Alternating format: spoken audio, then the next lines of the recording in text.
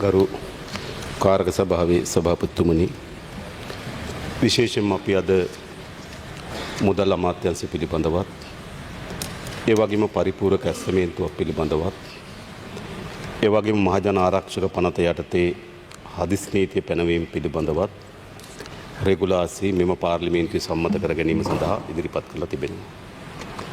ඉතින් මම කල්පනා කරනවා මේ විෂයන් පිළිබඳවට වඩා අද වැඩිපුර අවධානයට යොමු වී තිබෙන්නේ මේ ගම් වතුර ව්‍යසනය පිළිබඳ තමයි සමාජයේ වැඩිම අවධානය සහ කතා බහට වගේම අපි අවධානය ලක් යුතු ශේෂ්ත්‍රය බවට පත් වෙලා තිබෙනවා. අපි දන්නවා අපේ රට බොහෝ අවස්ථාවල මෙවැනි ව්‍යසනයන්ට මුහුණ දීලා තිබෙනවා. සමහර විට වෙරළ තීරය ආසන්නව මේ ව්‍යසනය ඇති වුණාම කඳුකරේ ජීවත් වෙන ජනතාව සහ අනිත් ප්‍රදේශවල ජනතාව ඒ පිළිබඳ කම්පනයට පත් වෙනවා. සමහර වෙලාවට මධ්‍ය කඳුකරේ මේ ව්‍යසනය සිදු වුණාම අනිත් පළාත්වල ජනතාව කම්පනයට පත් වෙනවා. හැබැයි මේ වෙලාවේ සිදු වී තිබෙන දේ තමයි දිස්ත්‍රික් කීපයක් හැරුණකොට අනෙක් සියලු දිස්ත්‍රික්වලම මේ කොටස් විශාල ප්‍රමාණයක් මෙම ව්‍යසනයට ගොදුරු වී තිබෙනවා. එනිසා පුරවැසියන් ජනතාව තමන්ගේ කම්පනය තමන් තුළ සංගවගෙන මේ කාර්යයට මැදිහත් වෙමින් තිබෙනවා. අපි දන්නවා මේ වෙලාවේදී අපි අතර ජීවත් විය යුතු පිරිසක් මේ ව්‍යසන නිසා අද අපිට අහිමි වී තිබෙනවා. මේ වෙලාවෙත් අපි අතර හුස්ම ගත යුතු, මේ වෙලාවෙත් තමගේ ඥාතීන් තමගේ දරුවන් සමග සමීපව ලෙන්ගතුව ජීවත් විය යුතු පිරිසක් අද අපිට අහිමිව තිබෙනවා. ඒ වගේම සමහර ගම්මාන පිටින් මේ ව්‍යසනයේ ගොදුරු බවට පත් වී තිබෙනවා. සමහර පවුල් පිටින් මෙම ව්‍යසනයේ ගොදුරු බවට පත් වී තිබෙනවා. එනිසා මේ ව්‍යසනය අපේ රටේ මෑත කාලින අපි දකින විශාලතම ව්‍යසනය. රටේ ජනතාවගේ හදවත් කම්පනයෙන් පිරලා තිබෙනවා. ඔවුන්ගේ හැඟුම් කඳුළු වලින් ප්‍රකාශයට පත් කරගන්න බැරි තරමේ වේදනා බරිත වෙලා තිබෙනවා. බොහෝ දෙනෙක් මිය ගොස් තිබෙනවා, සිරුරු හම්බ වේ තිබෙනවා. සමහර පිරිසක් අපිට මිය ගොස් තිබෙනවා, සිරුරු හොයාගන්න බැරි තරමේ අතුරුදහන් වීමකට භාජනය වී තිබෙනවා. මිනිසුන් අහිමිවීම, මිනිසුන් අතුරුදහන් වීම පිළිබඳව අපේ සමාජයට විශාල කම්පනයක් සහිත ඉතිහාසයක් තිබෙනවා. යුද්ධවලින්, ස්වභාවික ව්‍යසනවලින් මිනිසුන් අහිමි වුණු අතුරුදහන් වූ කම්පන සහිත ඉතිහාසයක් අපේ රට තුළ ලියවිලා තිබෙනවා. අපි දන්නවා කෙනෙක්ගේ අහිමිවීම තමගේ ඥාතීන්ට, තමගේ මිතුරන්ට, සමාජයට කොච්චර කම්පනයක් ගෙනත් දෙනවද කියලා. අපි අත්දකපු මිනිස්සු. කෙනෙකුගේ අතුරුදහන් වීම මොනතරම් කම්පනයක් ගෙනත් දෙනවද මිනිසෙකුට. සාමාන්‍යයෙන් කෙනෙක් අතුරුදහන් වූවාට පසුව තමන්ගේ දෙමව්පිය ඥාතීන් කිසිසේත්ම ඔහු මිය ගියා යයි කියලා පිළිගන්න සූදානම් නැහැ. අවුරුදු ගණනාවක් නැවතේවි කියන බලාපොරොත්තුවෙන් ජීවත් වෙනවා. ඒක තමයි අතුරුදහන් වූ වේදනාව. දරුවා නම් දෙමව්පිය කල්පනා කරනවා කොතනක හරි තමන්ගේ ජීවිතේ බේරගෙන නැවත තමන්ගේ දෑස් ඉදිරිපිට ඒවි කියලා. දෙමව්පියන් නම් අතුරුදහන් වී තිබෙන දරුවෝ කල්පනා කරනවා කුමක් හෝ හාස් කර්මයකින් තමන්ගේ දෙමව්පිය තමන් ඉදිරියට ගෙනත් දේවි කියලා. දශක ගණනාවක්, වසර ගණනාවක් මේ අතුරුදහන් වූවන්ගේ කම්පනයෙන් පුරවැසියන් ජීවත් වෙනවා. පෞද්ගලික ගත්තොත් මටත් එහෙම අත්දැකීමක් තිබෙනවා. අතුරුදහන් වීම මොනතරම් පවුලකට, ඥාතීන්ට, මිතුරන්ට කම්පනයක් ගෙනත් දෙනවද? ඒ නිසා මේ මොහොතේදී තමන්ගේ ඥාතීන්, මිතුරන් අහිමිවීමේ වේදනාව සහිතව කම්පනයෙන් ජීවත් වෙන පිරිසක් ඉන්නවා. තමගේ දරුවන්, ඥාතීන් අතුරුදහන් වූ මේ වේදනාව මත දෑස් අල්වාගෙන පස් ඇතුලේ පස් කුහර හාරහාර ජීවත් වෙන පිරිසක් ඉන්න. මම මෙතන රටක් හැටියට සමාජයක් හැටියට අපි පළමු කොටම ඒ සියලු දෙනාට අපේ සංවේගය ප්‍රකාශයට පත් කළ යුතුයි. මා වුන්ට ආණ්ඩුවක් හැටියට අපේ සංවේගය ප්‍රකාශයට පත් කරනවා. ඒ වගේම අපි දන්නවා මා මීට පෙරත් කිව්වා මේ කිසියෙකුගේ ජීවිත අපිට ආපහු ලබා දෙන්න බෑ. ඒක තමයි ඛේදනීය යථාර්ථය. අපිට ජීවිත ලබා දෙන්න බෑ. හැබැයි ආණ්ඩුවක් හැටියට පුරවැසියන් හැටියට අපිට තිබෙන වගකීම මොකද්ද? ඒ ජීවිතේ ලබා දෙන්න වේදනාකාරී යථාර්ථය වුවත් අපේ අපේක්ෂාව බවට පත්විය යුතු වන්නේ ජීවත් වෙන අයට මේ තිබෙන රටට වඩා සුදුසු ගුණාංග වලින් පිරි රාජ්‍යයක් නිර්මාණය කිරීම. ඒ නිසා අපේ ආණ්ඩුව අපි උපරිම ලෙස කැපවී තිබෙනවා. අපේ රටේ ජනතාවට මෙවැනි ඉරණම් අත්වීම වැළැක්වීම සඳහා ක්‍රියාමාර්ග ගැනීමත් මේට වඩා හොඳ රාජ්‍යයක් නිර්මාණය කිරීම සඳහා උපරිම වෙහෙස මහන්සියෙන් කටයුතු කරන්න අපි ලෑස්ති. ඒ අපි වෙත පවරාගත් වගකීම අත්තර නොහැකි හෘදයාංගම බැඳීමක් කියලා මා කල්පනා කරනවා. ගරු සභාපතිතුමනි, ඕනෑම ව්‍යසනයකදී දීපල මිනිස් ජීවිත උදුරා ගන්න පුළුවන්. හැබැයි අපිට එකක් පසක් කර තිබෙනවා. ලංකාවේ ජනතාව තුළ තිබෙන මනුස්සත්වය කිසිදු ව්‍යසනයකදී උදුරා ගන්න බැරි තරමේ ප්‍රබලතම ගුණාංගයක් බව මෙම ව්‍යසනයේදීත් අපිට ඔප්පු කොට තිබෙනවා. මෙම ව්‍යසනයේදීත් අපිට ඔප්පු කොට තිබෙනවා. ඒ කුමක්ද? මේ මොහොතේදීත් මාතර අය බදුල්ලට ගිහිල්ලා ඉන්නවා. ගාල්ලේ අය මහනුවර ගිහිල්ලා ඉන්නවා. කළුතර අය නුවරඑළිය ගිහිල්ලා ඉන්නවා. හම්බන්තොට අය පුත්තලමට ගිහිල්ලා ඉන්නවා. කවදාවත් තමන් ඇවිදපු නැති පාරක අනාගතේ කවදාවත් තමන් ඇවිදින්න අපේක්ෂා නොකරන පාරක් ඔවුන් සුද්ධ කරමින් ඉන්නවා. තමන් කවදාවත් නැවතුම් මධ්‍යස්ථානයක් ලෙස උපයෝගී කරගන්න ඉඩක් නොලැබෙන බස් නැවතුම් පොලක් සුද්ධ කරමින් ඉන්නවා. තමන්ගේ ඥාතියෙක් නොවින, තමන්ගේ මිතුරෙක් නොවින පළමු අතට මුණ ගැසෙන පුරවැසියගේ ගෙදර පිරිසුදු කරමින් ඉන්නවා. ඔවුන්ගේ පානීය ජල අවශ්‍යතා සපුරන ලිං පිරිසුදු කරමින් තිබෙනවා. ගෙවල් පිරිසුදු කරමින් තිබෙනවා. අවතන් කඳුරේ ඉන්න පුරවැසියන් එක්ක තමන් හා සමාන ලෙස උරෙන් නුර ගැටි එම ජනතාවත් එක්ක දුක බෙදා ගනිමින් ඉන්නවා.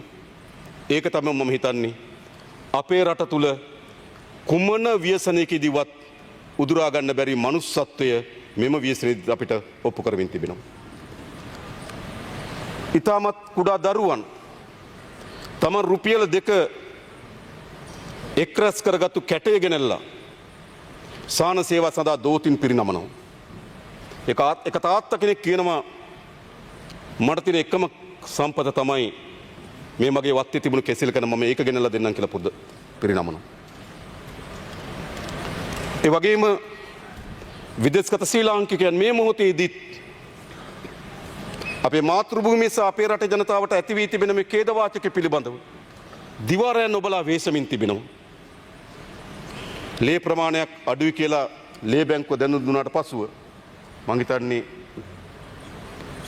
ඒකක 1500ක් වගේ අඩුයි කියලා දැනුම් දුන්නාට පසුව ඒකක 20000ක් ලබා දීලා තිබෙනවා. ඒ තමයි කුමන ව්‍යසනයකදීවත් මකා දමන්න බැරි අපේ රටේ මනුස්සත්වය. මා විශ්වාස කරනවා මා දැක සමහර മന്ത്രിවරු ඒ මනුස්සත්වයට උසුළු විසුළු කරනවා. මේ ජනතාව ගිහලා මොකද්ද කරන්න කියලා අහනවා. ඒ මොකද්ද දන්නවද? ලෝක ඉතිහාසයේ බිඳ වැටුණු සෑම රාජ්‍යයක්ම ගොඩනැගීමේදී ප්‍රධානතම කාර්ය බවට පරිවර්තනය පත් වුණේ එම ජනතාවගේ අභිලාෂය සහ ධෛර්යය. ඒකයි. දෙවන ලෝක යුද්ධයේදී විශාල ප්‍රමාණයක් ජනතාව අහිමි වෙනකොට එහිදී මිනිස්සුන්ගේ අප්‍රතිහත ධෛර්යය සහ කැපකිරීම පරිත්‍යාගයන් තමයි ලෝකෙට සාමයක් ඇතුවගෙන ආවේ. බොහෝ රාජ්‍යයන් අද අපි දියුණුවේ හිණිපතට ගමන් කරා යයි කියන රාජ්‍යයන්වල ආර්ථික මාවත උපාය මාර්ග වැදගත් වගේම ඒ ජනතාව තුළ තිබුණු ධෛර්යවන්ත මැදිහත් වීම තමයි එහි ප්‍රධානම සාධකය බවට පත් වුණේ. එම තමයි ජපානයේ නැගිටින්නේ. එම තමයි චීනයේ නැගිටින්නේ. හැබැයි මම දැක්කා ඒ ජනතාවගේ ධෛර්යවන්තභාවය පිළිබඳවත් අවබෝධයක් නැති മന്ത്രിවරු උදේ බැලුවා. ඉතාමත් උසිලු විසිලු කරමින් මේ අය ගිහිල්ලා පාරවල වල මොකද්ද කරන්න කියලා අහනවා. හොඳට තේරුම් ගන්න ඕන මේ මිනිස්සුන්ගේ ධෛර්යය ඒ විශ්වාසය තමයි අපට මේ රට ගොඩනැගිය හැකි කියන ආලෝකය සහ මඟ පෙන්වීම කරන්නේ කියන බව මා කියන්න කැමතියි. ඒ තමයි අපේ විශ්වාසය. ඒ වගේම ගරු සභාපතිතුමනි මේ ව්‍යසන ඇති වූ වෙලාවේදී මෙම ව්‍යසනෙන් අපේ රට අපේ ජනතාව මුදවා ගැනීම සඳහා විශාල වේසක් දරුවා අපේ ත්‍රිවිධ හමුදාව සහ පොලිසිය. විශාල වේසක්. මා දන්නවා කලාවැවේ බස් රථයේ 70කට ආසන්න ප්‍රමාණයක් කොයි මොහොතේ ජීවිතේ තමන්ගෙන් නැති වේවිද කියන කම්පනයේ සහිතව හිටිය. සමහර മന്ത്രിවරු පැයට දැන් පැය 2යි දැන් පැය 3යි කියලා නිවසේ ඉඳන් Facebook සටහන් ලිව්වා. හැබැයි Facebook සටහන් ලියන වෙලාවේදීත් අපේ නාවික හමුදාව ඒ මුදවා ගැනීමේ වීරෝදාර ක්‍රියාදාමයක නිරත වෙලා තිබුණා. පුත්තලම දිසාවෙන් ඇතුළු වුණා. ඔවුන්ට මහා සැඩසපාර පනින්න බැරුව ගියා. නොච්චියාගම දිසාවෙන් ඇතුළු වුණා. ඔවුන්ට සැඩපාර පනින්න බැරුව ගියා. ඉතාමත් අසීරු වෙහෙසකර තත්වයක් යටතේ එක් නාවික හමුදාවේ නිලධාරි කණ්ඩායමක් මෙම සැඩපහර පරාජයට පත් කරලා පියමන් කරන්න වීරෝදාර ක්‍රියාවක් ගත්තා.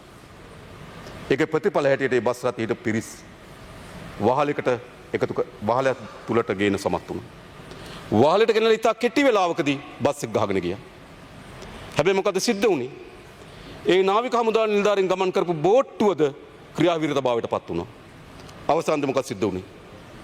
ඒ බෝට්ටුවේ ගිහපු නාවික හමුදා නිලධාරීන්ටත් තමන්ගේ ජීවිතය ආරක්ෂා කර ගැනීම සඳහා එම වහල මත ජීවත් වෙන්න සිද්ධ වුණා. පැය 18කට අධික කාලයක් 70කට ආසන්න පිරිසක් ඇස්බෙස්ටෝස් වහලක් මත මහා සැඩපාරක් තුල ඔවුන්ට ජීවත් වෙන්න ධෛර්යය දුන්නේ එම නාවික හමුදාවේ නිලධාරීන් 3 දෙනා. ඔවුන් තමයි මේක කරනවා කියන විශ්වාසය හැදුවා. අවසානයේදී ගුවන් හමුදාවෙන් යාන වර්ග දෙකක් ආවා. පළවෙනි යානය ටිකක් ලොකු යානයක්. කිට්ටු කරන්න බෑ වහල යනවා. දෙවෙනි යාන දෙක ආවා. වහලේ ගාවට කිට්ටු කරන්න බෑ වහලේ ගලවගෙන යනවා. ඊට එක ගුවන් යානයක් ගියා චයින බේ වලට විශේෂ පුහුණුවලත් නාවික හමුදාවේ නිලධාරීන් සහ ඊට අවශ්‍ය වෙන බෝට්ටු ගේන්නේ. හැබැයි චයින බේ වලට ගුවන් යානෙ ගියාට පස්සේ චයින බේෙන් ගුවන් යානය ගුවන්ගත කරන්න බෑ. අනුරාධපුරයේ ගොඩ බාණ්ඩ කාලගුණ තත්ත්වය සුදුසුනේ. නැවත ට්‍රක් රථයක නැගලා ත්‍රිකුණාමලේ ඉඳන් නොච්චියාගම දක්වා පාන්දර 3:00යි එම නාවික හමුදා නිලධාරීන් නොච්චියාගමට එනකොට එතකොටත් මහතුරු Facebook එකේ සටහන් ලියනවා දැන් පැය 17යි කියලා. මතක තියාගන්න. ඊටමත් දුෂ්කර ව්‍යායාමයක්. පළමු පාර යන්න ගියා. සැඩපාරට අහුණා ආපහු ආවා. මම ස්තුතිවන්ත වෙන්නේ ගමේ ඉන්න තරුණයන් දෙදෙනෙක් ඒ පාර වෙනුවට වෙන පාරක් පෙන්වලා දුන්නා. ඒ පාර අනුව ගිහිල්ලා මේ 70 දෙනාම නිරුපද්‍රිතව මුදවා ගන්න සමත් වුණා. එක්කෙනෙක් රෝහල්ගත වුණාට පස්සේ මිය ගියා. එවැනි ත්‍රිවිධ හමුදාවක් සහ පොලිසියක් කාර්යක්ෂම අපිට ඉන්නවා. විතිකුලියේ ෆාම් එකේ හිර වෙලා හිටපු කණ්ඩායම මුදවා ගන්න ගියා බෝට්ටු දෙකම ක්‍රියාවිරතභාවයට පත් වුණා. අපේ ආනන්ද විජේපාල එතුමා දන්නේ උත්සාහ කරා. නමුත් අවසානයේදී පාන්දර තමයි පහවදා උදේ තමයි අය මුදවා ගන්න පුළුවන් වුණේ. නොච්චියාගම ප්‍රදේශයේ ස්ථාන දෙකක ගාල් වෙලා හිටියා. ස්ථාන දෙකක අවතැන් වෙලා හිටියා. අනුරාධපුරේ නගරේ ගස් උඩ හිටියා.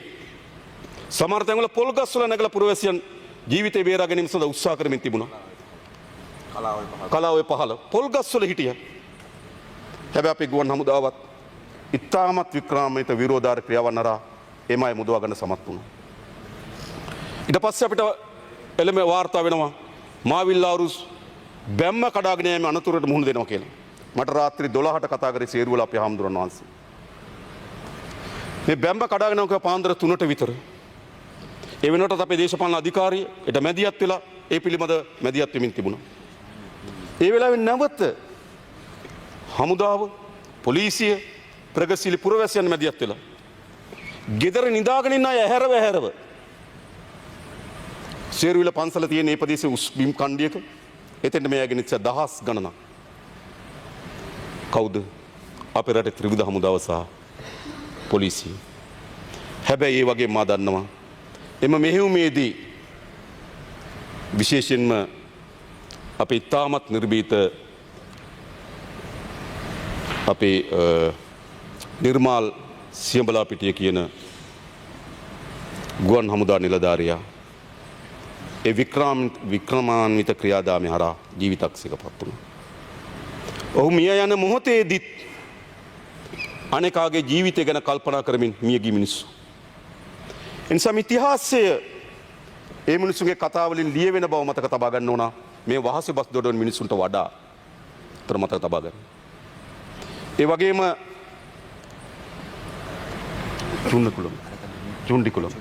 චුන්ඩිකුලම් ප්‍රදේශයේ මුවයකට කපන්න ගියා. ඒක ඉතාමත් වෙහෙසකර ව්‍යායාමයක් සහ ඉතාමත් බිහිසුණු ක්‍රියාවක්. ඒ පළාතේ තමගේ ඥාතියෙක් නැහැ. තමගේ මිතුරෙක් නැහැ. ඒත් නාවික හමුදාවේ නිලධාරීන් 5 දෙනෙක් මම දන්නවා අපේ උතුරේ දේශපාලනඥයෝ මේක තේරුම් ගත යුතුයි.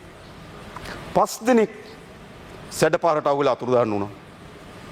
අපි විශාල වෙසක් දරුවෝ හොයාගන්න තාමත් අපිට හොයාගන්න බැරි වී තිබෙනවා. ඒ වගේම ධර්මදාස කියන පොලිසිය මහත්මයා තමගේ රාජකාරිය නිමවලා ගෙදර යනකොට ඔහු මිය ගියා මේ ව්‍යසනයේ හේතු කොටගෙන. ඔවුන් මොකක් වෙනවද රාජකාරී කරේ දිවාරය නොබලා මේ පුරවැසියන් බලා ගැනීම වෙනුවෙන් රාජකාරිය ඉටු කරන්න සමත් වුණා. ඒ වගේම සීගිරියේ අනුරුද්ධ කුමාර කියන විදුලි සේවක මහත්මයා මේ ආර්ථිකයත් ජන ජීවිතයත් ඉක්මනින් යථාවත් කරන්න නම් විදුලිය ලබා දීම ඉතාමත් අත්‍යවශ්‍ය කාරණයක්. ඒ විදුලිය ලබා දීම අත්‍යවශ්‍ය කාරණේදී සීගිරිය ප්‍රදේශයේ පදිංචි විදුලි බල මණ්ඩලයේ වැඩ කරන අනුරුද්ධ කුමාර කියන මහත්මයාට දිවි දෙන්න සිද්ධ වුණා. ඒ නිසා මේ ව්‍යසනයේදී අපේ රටේ ත්‍රිවිධ හමුදාව පොලිසිය සහ රාජ්‍ය සේවය විශාල කාර්යයක් ඉටු කරා. විශේෂයෙන්ම අපේ දිසාපතිවරු ප්‍රාදේශීය ලේකම්වරු අපි මධ්‍යම රාත්‍රියේ පාන්දර වුන් එක සබත්තා පවත්වනවා කතා කරනවා. ඔවුන් නිදි වර්ජිතව ඉතාමත් වෙහෙසකර දුෂ්කර ව්‍යායාමකින් ප්‍රාදේශීය ලේකම්තුමා කල්පනා කරනවා තමන්ගේ බලපදේශයේ ජීවිතේ කිසි කෙනෙකුට අනුතරක් නොවිය යුතුයි කියලා. ග්‍රාම සේවා නිලධාරීතුමා කල්පනා කරනවා තමන්ගේ වසම කෙනෙකුට හානියක් නොවිය යුතුයි කියලා. දිස්ත්‍රික් ලේකම්තුමා කල්පනා කරනවා තමන්ගේ දිස්ත්‍රික්කයේ කෙනෙකුට හානියක් නොවිය යුතුයි කියලා. එහෙම විශාල වෙහෙසක්. හැබැයි කනගාටුවට කරුණ ඒ ව්‍යසන සිද්ධ වෙන වෙලාවේදීත් සීත කාමරවල හිටපු මහත්තුරු ලස්සනට ඇඳගෙන සුවඳ විලුම් එලගෙන ගිහිල්ලා ඒ දිසාපතිවරයා ප්‍රශ්න කරනවා. කොතනද මේ තියෙන්නේ?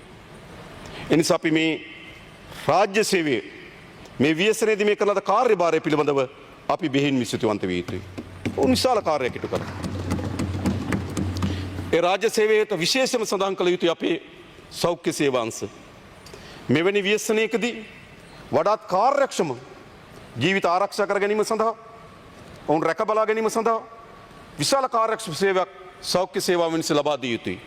ඒ සෞඛ්‍ය සේවාවන් විශාල කාර්යභාරයක් ඉටු කරා ඔවුන්ටත් අපේ බෙහෙන් විශ්වතිය ප්‍රදාන කළ යුතුයි මේ ව්‍යසනයෙන් අපේ රටේ පුරවැසියන් මුදවා ගැනීම සඳහා. ඒ වගේම මම කලින් කිව් පරිදිම විදේශගත ශ්‍රී ලාංකිකයින් හැම විටම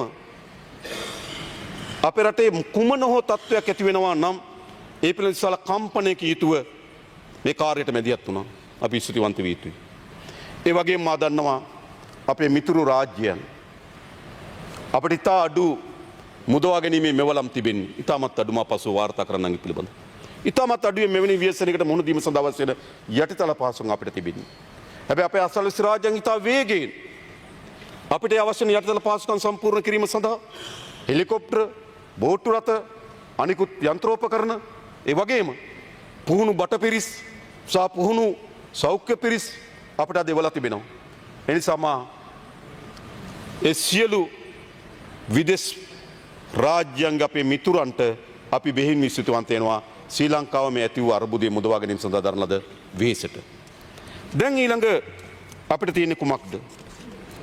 ඊළඟ අපේ ප්‍රධාන කාර්යභාරය බවට පත් වෙන්නේ මේ කාර්යය අපි මුදවා ගන්නේ කොහොමද? විශේෂයෙන්ම අපි හදිස් නීතිය පෙනෙව්වා. මම ස්තුතිවන්ත වෙනවා පාර්ලිමේන්තුවේ නියෝජනය කරන පක්ෂවල සියලු නායකින් ඇවිල්ලා 28 වෙනිදා උදේ අපි හම්බ වුණා. 28 වෙනිදා උදේ හදිස් නීතිය පනවන්නේ නැහැ කියන ඉල්ලීම කරා. අපි දෙපැත්ත සාකච්ඡා කරමින් හිටියා.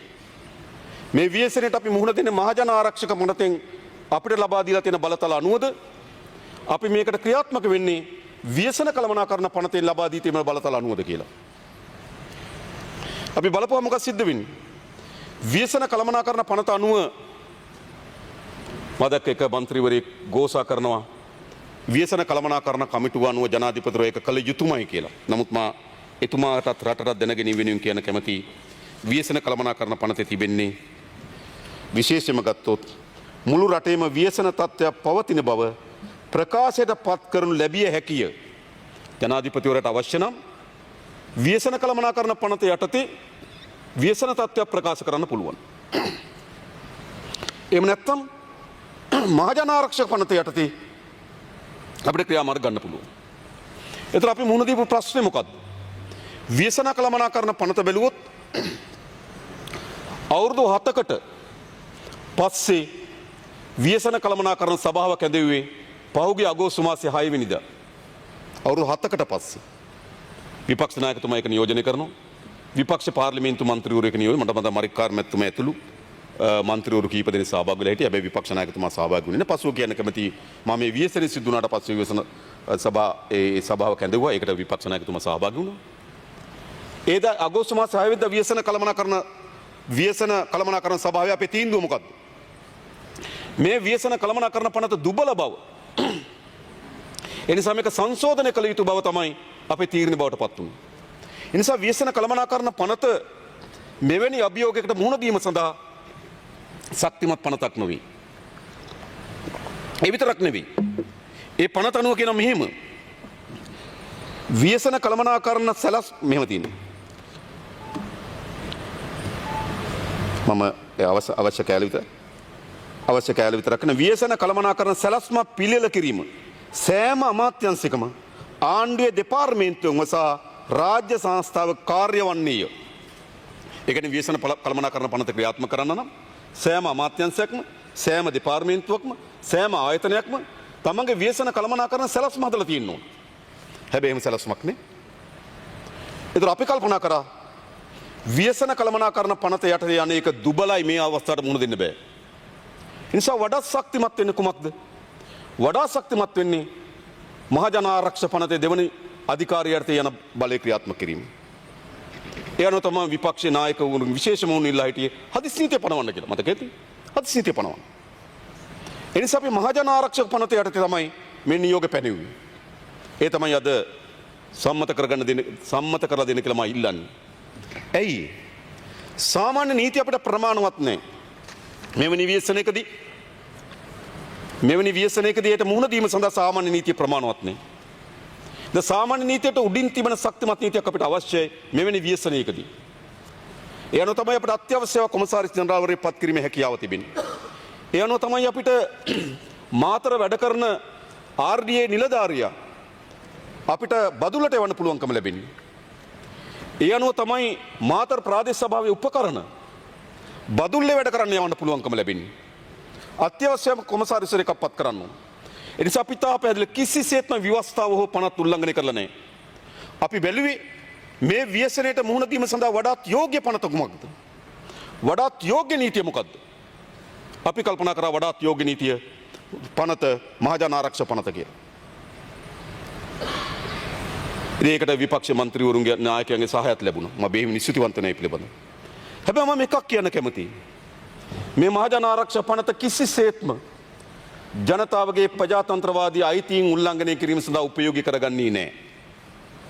මා දැක්ක විශාල ලෙස ආందోලනයක් තුඩු දෙනවා යම් ප්‍රකාශයක් පිළිබඳව.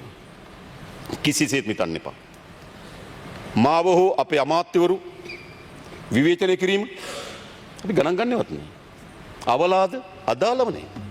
මොකද අවලාද වලට බය වෙන්නේ. මට පුද්ගලගතව අවුරුදු 15ක් තිස්සේ කියන අවලාද තියෙනවා. ගණන් ගන්නේ නෑ. ඒකට සාමාන්‍ය නීතියට ක්‍රියාමාර්ග තියෙනවා.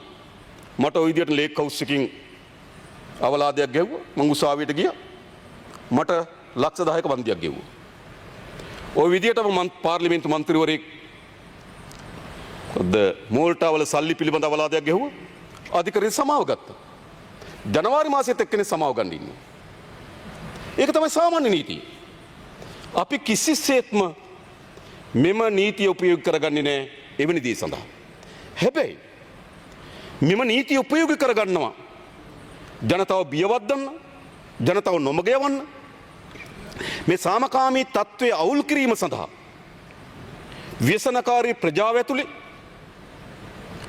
යම් ගැටුම්කාරී ව්‍යාකූලත්වයක් නිර්මාණය කිරීම සඳහා කවුරු හරි උත්සාහ කරනවා නම් එය මේ ව්‍යසනයෙන් ගොඩේම සඳහා ව්‍යසනයෙන් අපි මිදීම සඳහා කරන සැලැස්මට බාධාවක්. ඒ පැත්තෙන් පමණයි අපි මේ නීති උපයෝග කරගන්නේ. එහෙම නැත්නම් කිසිසේත්ම ජනතාවගේ අදහස් ලියන අදහස් කියන අදහස් මඩද අවලාදද අනේ ඕන දෙයක් කියන්නේ ඒගොල්ලන්ට විතරයි. එයාම දාන එයාම බලව එයාම hina වෙනවා. ඒක කමක් නැහැ. ඒක කිසිසේත්ම අපි සැලකිලිට භාජනය කරන්නේ නැහැ. නමුත් මෙම ව්‍යසන තත්ත්වයෙන් අපේ රට මුදවා ගැනීම සඳහා දරන ක්‍රියාමාර්ග ව්‍යවුල් කරන්න. එක මන්ත්‍රීවරයෙක් කිව්වා ගම්පල 1000ක් මරුණා කියලා. එළියට ගිහිල්ලා කිව්වොත් නඩු දානවා. අද කියන්නේ. එහෙම රටක් කුලප්පු කරන්න බෑ. කුලප්පු කරන්න දෙන්න ඕන.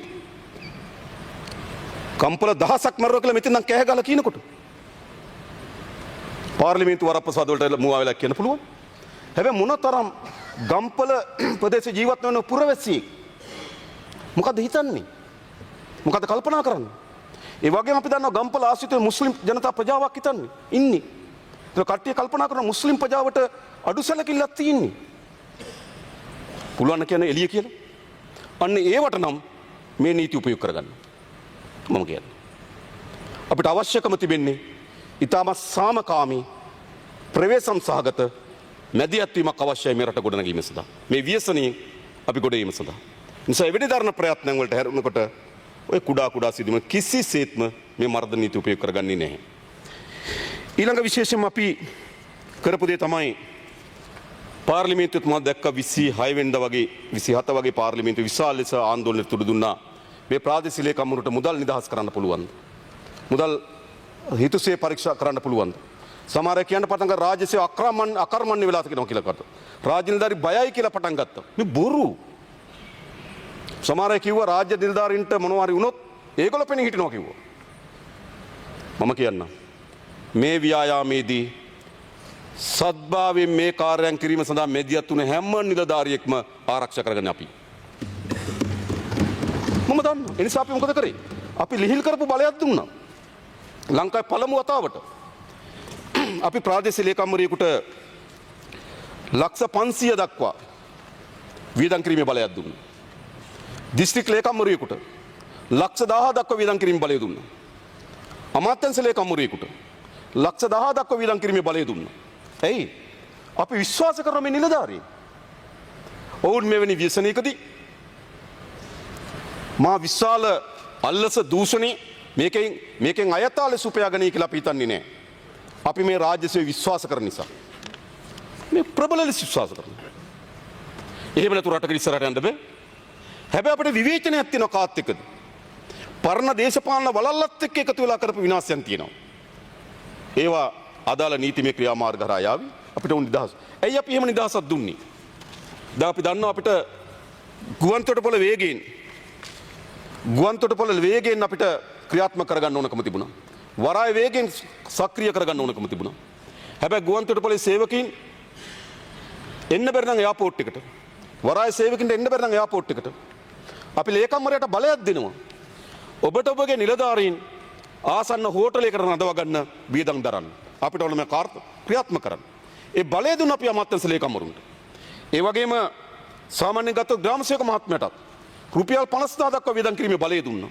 එයි මේ ව්‍යසනයේදී සාම්ප්‍රදායික චක්‍රලයකට තිබෙනවා. සාම්ප්‍රදායික නීති තිබෙනවා. ඒවා තිබිය යුතුයි. හැබැයි මෙවැනි ව්‍යසනයකදී අපි ඒ වගේ කොටු වෙන්න ඕනේ නැහැ කියලා අපි ඒ සියල්ල නිදහස් කළ දුන්නා. ඒ පුරවැසියන්ට සාහන සැපීම සඳහා අවශ්‍ය කාර්ය ලබා දෙන්න. ඒ වගේම ඊළඟ අපේ ප්‍රධාන මැදිහත් වීම බවට පත් වුණේ දැන් තත්ත්වය පිළිබඳව. විශේෂයෙන්ම අපි දන්නවා තාමත් විශාල පිරිසක් අවතන් කඳුරුවල ජීවත් වෙනවා. සාමාන්‍ය ගත්තොත් සාමාන්‍යයෙන් පවුල් අවතන් භාවයට පත් වෙලා තිබුණා 55747ක් වගේ වාර්තා වන අවතන් වල වෙලා තිබුණා. ඒකෙන් පවුල් 51000ක් ඉන්නවා. ලක්ෂ 4කට ආසන්න සමාන 4000කට අවශ්‍ය වෙන පවුල් ප්‍රමාණයක් නැවත තියෙන තැන් වලට ගිහිලා තියෙනවා. පුරවැසියන් ගිහිල්ලා ඉන්නේ. ඒ නිසා අපේ ප්‍රයත්න තිබෙන ඉතා වේගයෙන් මේ නිවාස ස්ථාන විදුලිය අනිකුත් සංනිවේදන මාර්ග සකස් කරලා ඉවරලා ඒගොල්ලන්ට එතෙන්ට යන්න පුළුවන් වෙන වටපිටාව හදලා දෙන එක. අපි ඒ වටපිටාව සකස් කරමින් තිබෙනවා. ඒතර අපි ඉතා ඉක්මනින්ම මේ අය නිදහස් කර ගැනීම සඳහා කල්පනා කරනවා. ඒ වගේම පූර්ණ හානි වෙලා තියෙන බවට වාර්තා වෙලා තියෙන නිවාස දැනට 5165. ඒ වගේම අර්ධ නිවාස හානි වාර්තා වෙලා තිනවා 57312. ඒ වගේම ලක්ෂ 17කට ආසන්න ප්‍රමාණයක් මේ ව්‍යසනයට ගොදුරු බවට පත් වෙලා තිබෙනවා. එනිසා ඒක සැලකිත ප්‍රමාණකින් අපේ ආර්ථිකයට දරා ගන්න බැරි ටිකක් ආර්ථිකයට ටිකක් ඔරොත්තු නොදෙන තත්ත්වයක් මතුවලා තිබෙනවා. අපි දන්නවා අපේ රටේ ආර්ථිකයේ තියෙන්නේ හොඳම තැනක නොවන බව අපි කවුරුත් දන්නවා. අපේ රටේ ආර්ථිකය බාහිරින් එන කුඩා කම්පනයකටත් ඔරොත්තු දෙන්න බෑ. අභ්‍යන්තර කම්පනයකටත් ඔරොත්තු දෙන්න බෑ. අපි මේ ආර්ථික ඉතාමත් මැනවින් සීරුවෙන් කළමනා කරමින් ඉස්සරහට යන ගමනක්. හැබැයි සමහර වියරු මනසක් තියෙන අය කුරිරු බලාපොරොත්තුවකින් ජීවත් වෙන අපේ ආර්ථිකය ගැන කුරිරු බලාපොරොත්තුවක් තියෙන උන්ට. ඔබට මතක ඇති අපේ ආසන්නයේ යුද්ධයක් මතුවෙනවා, යුද්ධයක් ඇති විය හැකි කියලා ආందోලනයකට තුරු දුන්නා. ඒ වෙලාවේදී කුරිරු බලාපොරොත්තුවක් තිබුණා කොළඹට බෝම්බ දායි කියලා. මතක ඇති. එහෙම කරන්න එපා කියලා මම ඉල්ලනවා. නැවත මැද පෙරද කලාපයේ යුදමය තත්ත්වයක් වාර්තා වුණා. ඒතරව තෙල් මිල ඉහළනවා, ගෑස් මිල ඉහළනවා. ආර්ථික කඩාවැටේ කියලා කුරිරු බලාපොරොත්තුවක් තිබුණා. ඊට පස්සේ එක්සත් ජනපදයේ විසින් ඔවුන්ගේම ප්‍රතිපත්ති වලට අනුරූප පරිදි බදු ප්‍රතිශතයන් තීරණය කරා. කුරිරු බලාපොරොත්තුවක් තිබුණා. කර්මාන්ත කඩාවැටේ, අපනයනයන් කඩාවැටේ, ලක්ෂ 3මාරකට 4කට රස්සාන තිබි නටන්න පටන් ගත්තා. එයි කුරිරු බලාපොරොත්තුවක් තියෙනවා. අන්නේ කුරිරු බලාපොරොත්තුවම තමයි මේ ගම් වතුරේ පෙන්වන්නේ සමහර අය. මම ස්තුතිවන්ත වෙන සමහර മന്ത്രിවරු විපක්ෂයේ වුණත් සත්භාවයෙන් මේකට මැදිහත් වීම සඳහා උත්සාහ අපිට කතා කරපු മന്ത്രിවරු ඉන්නවා. අපිට පණිවිඩ මන්ත්‍රීවරු ඉන්නවා. සමහර තැන්වල මෙහෙම ප්‍රශ්නයක් තියෙන මොකක් හරි කරන්න කියලා ඉල්ලුපු මන්ත්‍රීවරු ඉන්නවා. එහෙමදෙනාන සත්භාවයක් තිබුණා. හැබැයි මේ ඇතුළේ කුරිරු මනසකින් යුතු වියරු බලාපොරොත්තුකින් ජීවත් වෙන මන්ත්‍රීවරු ඉන්නගෙන මේ රට ලැජ්ජා විය යුතුයි. මේ හැම දෙනාම මේ අයගේ කතරින් පාර්ලිමේන්තුවට ආපු අය. තමන් මේ පාර්ලිමේන්තුවට එවන්න වැඩ කරපු කතරේ ගහපු ඒ පුරවැසියන් ඉන්නවා. හැබැයි മന്ത്രിවරයාගේ අභිලාෂය මොකද්ද?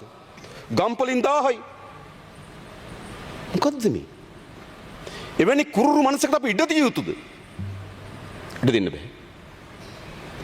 එනිසා මම දන්නවා විශේෂයෙන්ම ගත්තොත් එවැනි බාහිර බලපෑමකට හෝ කම්පනයකට හෝ ඔරුතු වීමේ හැකියාවක් නැහැ අපේ ආර්ථිකයට. ඒ වගේ මෙවැනි අභ්‍යන්තර ව්‍යසනයක් අපේ ආර්ථිකයට සැලකිලි බලපෑමක් එල්ල කරනවා. ඒක අපි දන්නවා. එල්ල කරනවා.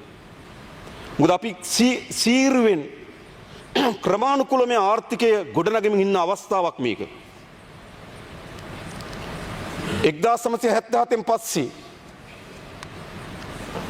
අඩුම අයවැයහිගේ වාර්තා කරන්නේ මේ 2025 වසරේ. 77න් පස්සේ අවුරුදු එතන 23යි මෙතන 25යි අවුරුදු 48ක්. අවුරුදු 48කට පසුව ලංකාවේ අඩුම අයවැයහිගය මේ 2025 වාර්තා කරනවා. නැගිටිමින් ඉන්නවා අපි.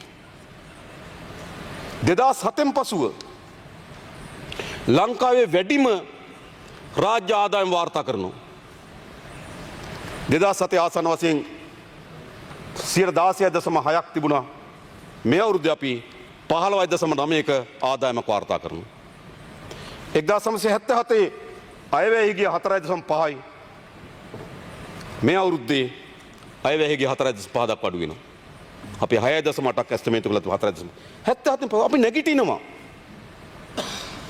ආදායම් වැඩිවීම පොලි අනුපාතික දීර්ඝ කාලයක් තනි ඉලක්කමේ තියාගෙන අපි සමත් වී තිබෙනවා. අපි නැගිටිනවා. අපි අපනයන ආදායම වර්ධනය වෙමින් තිබෙනවා. අපි නැගිටමින් ඉන්නවා.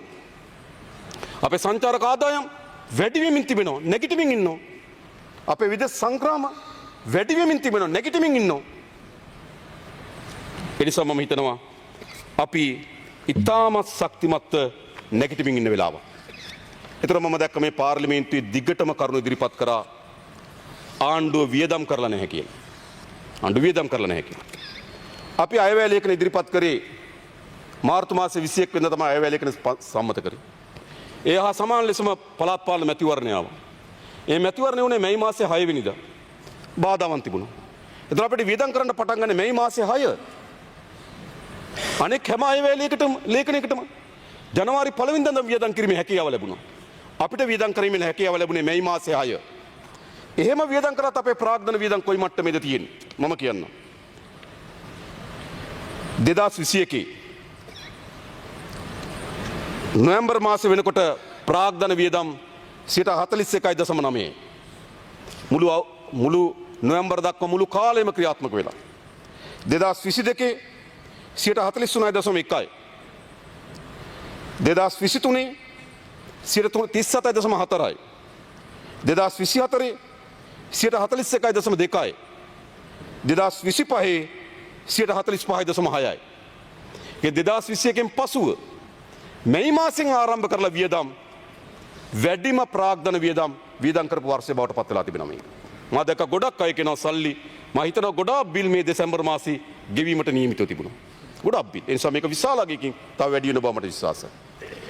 ඒ නිසා අපි ඒ අතිනුත් දැන් අපි යොදවන ප්‍රාග්ධන වියදම් ඒ අදාළ කාර්යයන් කිරීමේ අතිනුත් වසර ගණනාවකට පස්සේ අපි උඩට මින් තිබෙනවා. ඒ නිසා අපි නැගිටිමින් තිබුණු රාජ්‍යයක්. හැබැයි අපිට නැගිටිමින් තිබුණු රාජ්‍යයට මේ එල්ල කරලාද ප්‍රහාරය යම් ප්‍රමාණයකට බලපෑමක් ඇති කරනවා.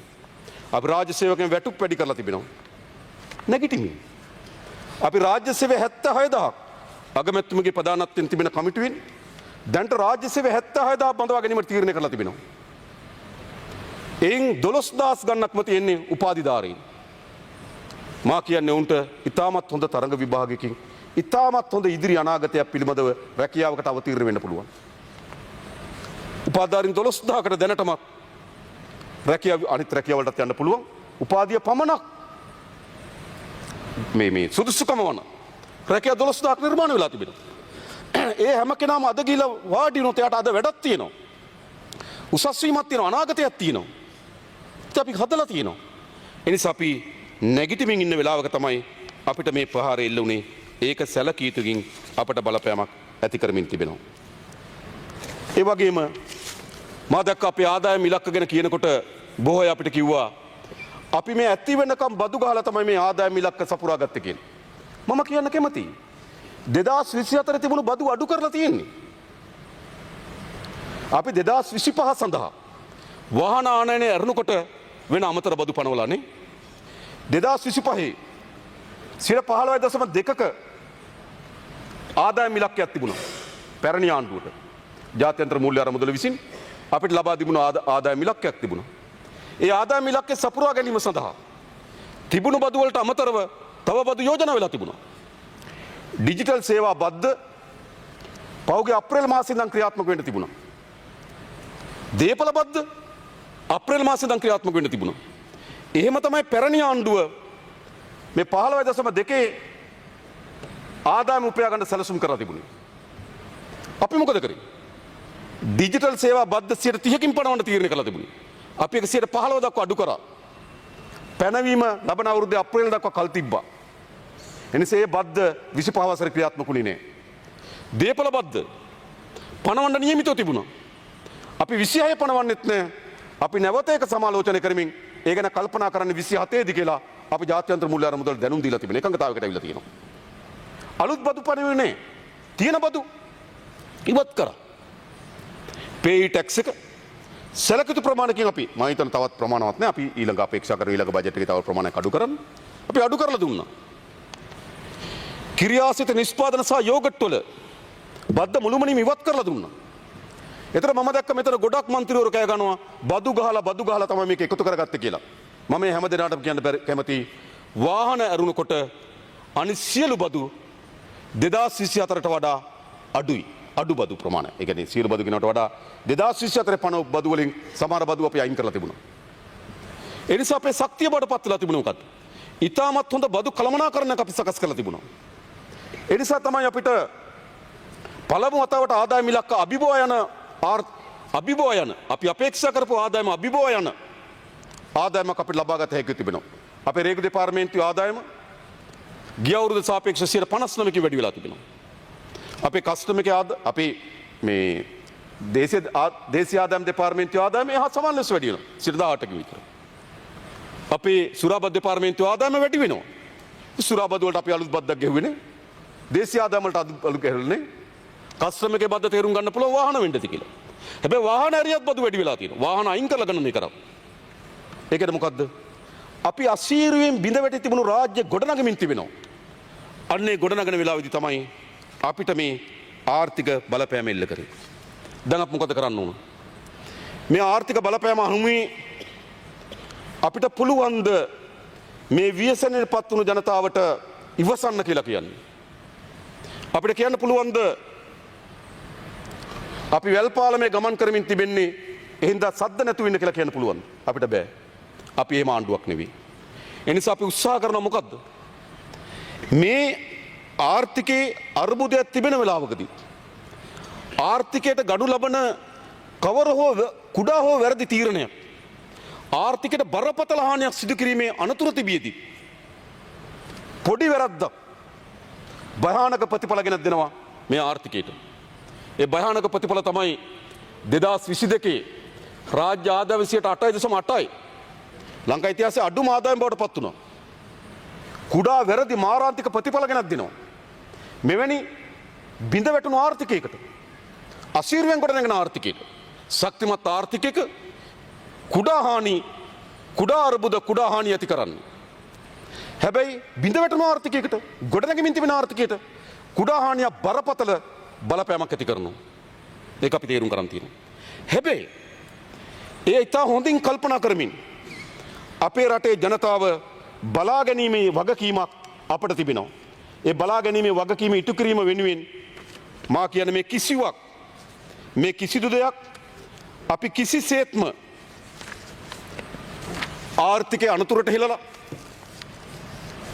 මේ කම්පනය මත හැඟුම් බරව ගන්න තීන්දුව නෙවෙයි. අපි දවස් ගණනාවක් මුදල් අමාත්‍යාංශ නිලධාරීන් ඒ අමාත්‍යාංශලා කණ්ඩායම් කැඳවලා අපි දින ගණනාවක් සාකච්ඡා කරා කොහොමද ජනතාවට සහනයක් දෙන්නේ ආර්ථිකය අපි සකස් කර තිබෙන සැලසුමට බාධා නොවන පරිදි. ඒක සමහර අය ඉදිරිපත් කරන්න පටන් ගත්තා මේ අයවැය ලේඛන නතර කරලා අලුත් අයවැය ලේඛනයක් ගේන්න. අපි සූදානම් නැහැ. මේ අයවැය ලේඛනය අපි සංවර්ධන ඉලක්කයක් තියෙනවා. මේක නිකන් දත්ත එකතුවක් නෙමෙයි. අපි අයවැය ලේඛන ඉදිරිපත් කරනකොට කිව්වා මේ අයවැය ලේඛන සකස් කරලා තිබෙන්නේ යම් ආර්ථික උපාය මාර්ගයක් සම්පූර්ණ කරගැනීමේ අරමුණින්. අපි ඒක අකුලන්නේ. මම දැක්ක තව හිටපු නායකයෙක් කියනවා අන්තර්කාල අයවැයක් ගේන්නේ. අපි මේ 2026 සඳහා ඉදිරිපත් කළ තියෙන අයවැය ලේඛනය අපේ රට තිරසාර ලෙස ආර්ථික සංවර්ධනය අත්පත් කර ගැනීම සඳහා සකස් කොට තිබෙන න්‍යාය පත්‍රයේ කොටසක්. අපි ඒක නතර කරන්නේ. හැබැයි ඒ අයවැය ලේඛනයේ යම් කොටස් අපි කල්පනා කරන ප්‍රමුඛතාවයේ මේ ව්‍යසනයට යොදවා ගන්න පුළුවන්ද කියලා. ඉතින් අපි කල්පනා කරනවා මහා මාර්ග අමාත්‍යාංශයට වෙන් කරලා තියෙන මුදල් වලින් මම හිතන්නේ බිලියන 40කට ආසන්න ප්‍රමාණයක් ඒකෙත් අපි කුඩා පාරවල් හදන්න මිලියන 24000ක් වෙන් කරලා තියෙන මාර්ග සංවර්ධන අධිකාරියට පළාත් සභාවලට කුඩා පාරවල් හදන්න මිලියන 15000ක් වෙන් කරලා තිබෙනවා. කියන්නේ මිලියන 39000ක් තියෙන කුඩා පාරවල් හදන්න. ඉතින් මේ ව්‍යසනයට පත් වෙලා තියෙන පාරවල් තමයි. ඒකේ යම් ප්‍රමාණයක් මේකට වැය වෙනවා. ඒ වගේම පාරවල් ප්‍රතිසංස්කරණය කිරීම සඳහා වෙන් කරලා තියෙන මාර්ග සංවර්ධන අධිකාරියට මුදල්. ඒ මුදල් මේ මාර්ග ප්‍රතිසංස්කරණයට යම් ප්‍රමාණයක් යොදව ගන්නවා. ඒ නිසා යොදලා තියෙන මුදල් වලින් බිලියන 40ක් මේ ආපදාවට මාර්ග සංවර්ධන වෙනුවෙන් යොදා ගැනීම හැකියාව තියෙනවා. පළාත් සභාවලටත් අපි කියලා තියෙනවා වෙන් කරලා තියෙන මුදල් වලින් යම් ප්‍රමාණයක් මේ ව්‍යසනයට පත් වුණු ප්‍රදේශවල පාරවල් සංවර්ධනය කරන්න යොදන්න. ඒ කියන්නේ අපි අයවැය ලේඛන අකුලන්නේ නැහැ. ඒ ආර්ථික උපාය මාර්ගය සකස් කර ගැනීම එසේම තබා ගනිමින් යම් මුදල් ප්‍රමාණයක් ප්‍රමුඛතාවයෙන් මෙතෙන්ට යොදවන කල්පනා කරලා තිබෙනවා. ඒ අතර ඒ ඔක්කොම අතක මේ ජනතාව බලා ගන්න ඕන. පළවෙනි පියවර අපි කරේ මොකද්ද? අර වියල්සිලාගේ ගානේ වැඩ කර. මම දැක්කා ඊයේ හෝ අද නේද පාර්ලිමේන්තු මන්ත්‍රීවරයෙක් වේගයෙන් කෑ ගන්නවා මේ රුපියල් 300කින් ජීවත් වෙන්න කොහොමද කියලා. හැබැයි තිබුණේ කීයද? සමාජිකයන් 4ක් යුත් පවුලකට තිබුණේ 3200යි. සතියකට. අපි ඒක 8400 දක්වා වැඩි කරා. ඒක තමයි අපි ආර්ථිකට වරුදු වෙන ප්‍රමාණය. අපි වැඩි කරලා තිබෙනවා. 5 දිනකට වැඩි පවුලකට තිබුණේ 3600යි. ඒක 10500 දක්වා වැඩි කරා. 3 ගුණයකට ආසන්න ප්‍රමාණයක වැඩි කරලා තියෙනවා.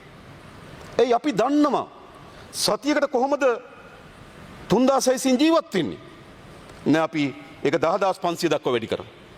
හැබැයි මෙතන ඉඳන් මම දැක්ක කතා කරනවා 3600 දීපු മന്ത്രിවරු ඇයි මේක මෙහෙම කරන්න කියලා.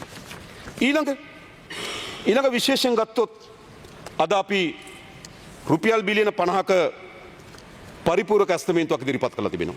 බිලියන 50. ඒ බිලියන 50ට කිසිසේත්ම අපේ ණය ගැනීමේ වමනාවක් නැහැ. ණය සීමාව වැඩි කර ගැනීමේ වමනාවක් නැහැ. දැනටමත් නේද? අපි වෙන් කළ තියෙන මුදල් තියෙනවා. අපි ප්‍රතිපාදන තියෙනවා. ඒ අනුව බිලියන 50ක පරිපූර්ණක ඇස්තමේන්තුවක් ඉදිරිපත් කරලා තිබෙනවා. අපි මේ වෙනකොට දිශාපතිවරුන්ට දැනුම් දුන්නා. තමන්ගේ ප්‍රදේශවල කවර හෝ ගැටලුවක් තියෙනවා නම් අපිට කියන්න අපි මුදල් ලෙවන්න ලෑස්ති කියලා. ඒ අනුව මිලියන 10500කට ආසන්න ප්‍රමාණයක් දිස්ත්‍රික් ලේකම්වරුන්ට මේ වෙනකොට නිදහස් කරලා තියෙනවා. මේ වෙනකොට ලංකාවේ කවදාවත් මෙහෙම වෙලා නැහැ මතක තබා ගන්න. අසීරු ආර්ථිකයක් තිබෙන වෙලාවක මිලියන 10500ක් මේ වන විටත් දිස්ත්‍රික් ලේකම්වරුන්ගේ ඉල්ලීම අනුව නිදහස් කරලා තිබෙනවා. අපි අද ඉල්ලනවා තව අපිට බිලියන 50ක පරිපූර්ණක ඇස්තමේන්තුවක් මේ පාර්ලිමේන්තුව සම්මත කරලා දෙන්න කියලා. අපි ගාව තව මිලියන 22.2ක් බිලියන 22.2ක් තියෙනවා. ඒ කියන්නේ බිලියන 72.2ක් අද පහනම් ඉදිරි දින 25ට වියදම් කරන්න තියෙනවා අපිට. ඉදිරි දින 25ට බිලියන 72.2ක් තියෙනවා. ඊට වඩා මුදල් මම හිතන්නේ ප්‍රමාණවත් වෙන්නේ නැහැ. මොකද දෙසැම්බර් මාසයේ තියෙන තව දින 25යි. ඒතර අපි මොකද කරේ? මේ බිලියන 72 මේ බිලියන 50 අපි ඉල්ලන්නේ. මේ බිලියන 70.2 අපි වියදම් කරන්න අපේක්ෂා කරන්නේ කුමටද? මම කියන්න කැමතියි. 1.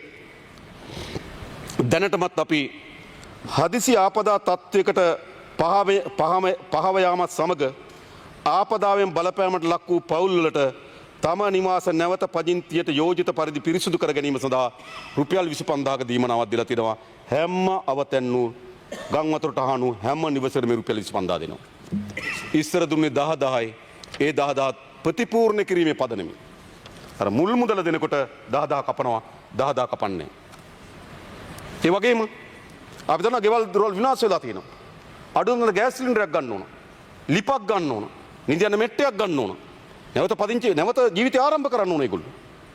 ඒ නිසා අපි දැන් කල්පනා කරනවා මේ බිලියන 72.2 හරහා ආපදාවෙන් බලපෑමට ලක් වූ නිවාසවල නැවත පදිංචියට අත්‍යවශ්‍ය මුළුතැන්ගේ බඩු මුට්ටු ආදිය මිලදී ගැනීම සඳහා නිවසේ අයිතිය නොසලකා සමහර වෙලාවට ඉන්නවා මේ කුලි නිවසක නිවසේ අයිතිය නොසලකා එක් නිවසකට ඒකකයකට එකවරක් පමණක් ගෙවන රුපියල් 50000ක දීමනාවක් දෙන්නේ. මේ හැම නිවසකටම අර 25000 දීමනාව අද සහ හෙට දෙනවා. මේක අපි අද කැබිනට් මණ්ඩලය සම්මත රැස් වෙලා අපි අද මේ චක්‍රලේඛන සම්මත කරනවා. අද රාත්‍රී මේ චක්‍රලේඛන ගහනවා. චක්‍රලේඛන නිකුත් කරනවා. ඒ අනුව ඒ මුදල් ප්‍රතිපාදනය වෙන් කරන්න පුළුවන්. ඊළඟ අපි අපේක්ෂා කරනවා නාය ගිහිල්ලා අවතැන් වූ පිරිසක් ඉන්න. මම කර 5000 ගණනක් නිවාස නාය ගිහිල්ලා තිබෙනවා. ඔවුන්ට අපි අවතැන් කඳවුරේ ඉන්නවනම් අපි සියලු පහසුකම් දීලා ඒගොල්ලෝ බලා ගන්න කැමතියි. හැබැයි සමහර විට වෙන්න පුළුවන් මොකද්ද? සමහර විට වෙන්න පුළුවන් ඒගොල්ලෝ අවතැන් කඳවුරේ ඉන්න කැමති නැහැ. අපි දන්නවා එතන පොදුයි නේද ඉන්න කැමති නැහැ. ඒගොල්ලෝ කැමති වෙන තැනකට යන්න. හැබැයි යන්න තමගේ නිවාසෙනේ. අන්නේ නිවාස නැති කෙනෙකුට ඒ කියන්නේ නිරත වෙන්න නොහැකි පවුල් වෙත මාස 3ක කාලයක් එනම් 2025 දෙසැම්බර් හා 2026 ජනවාරි පෙබරවාරි මාස සඳහා ඒ ගෙදරකට යාම සඳහා රුපියල් 25000ක් දෙන්න අපි තීරණය කළා තියෙනවා. අවතැන් කඳුරේ ඉන්න පුළුවන්. නැත්තම් 25000ක් අරගෙන නිවාස කුලියෙන් යන්න පුළුවන්. අපි මේක මාස 6 දක්වා දීර්ඝ කරන්න අපේක්ෂා කරනවා. 25000 මාසයකට 25000 බැගින්. මාසයකට 25000 බැගින් දෙනවා. අවතැන් කඳුරේ ඉන්න තුයට ගෙදර යන්න පුළුවන්. ඊට පස්සේ හැබැයි ජීවනෝපාය හානි වෙලා තිබෙන්නේ. ඒ නිසා අපි දෙසැම්බර් ජනවාරි පෙබරවාරි කියන මාස 3 සඳහා ඒ අවතැන් නිවාස අහිමිලා අවතැන් වූ පවුලකට අවතැන් කඳවුරේ ඉන්නවනම් කුලී නිවාසයකට යනවනම් බේදකින් තොරව රුපියල් 50000ක මාසික දීමනාවක් ලබා දෙනවා. මාස 3ක් අඛණ්ඩව මේ 50000 ගන්න ලබා දෙනවා. මේ ජීවත් වෙන පුරවැසියන්ට ජීවනෝපාය මාර්ග සකස් කර ගන්න තියෙන්නේ. ඊළඟ ප්‍රධාන ප්‍රශ්නේ තමයි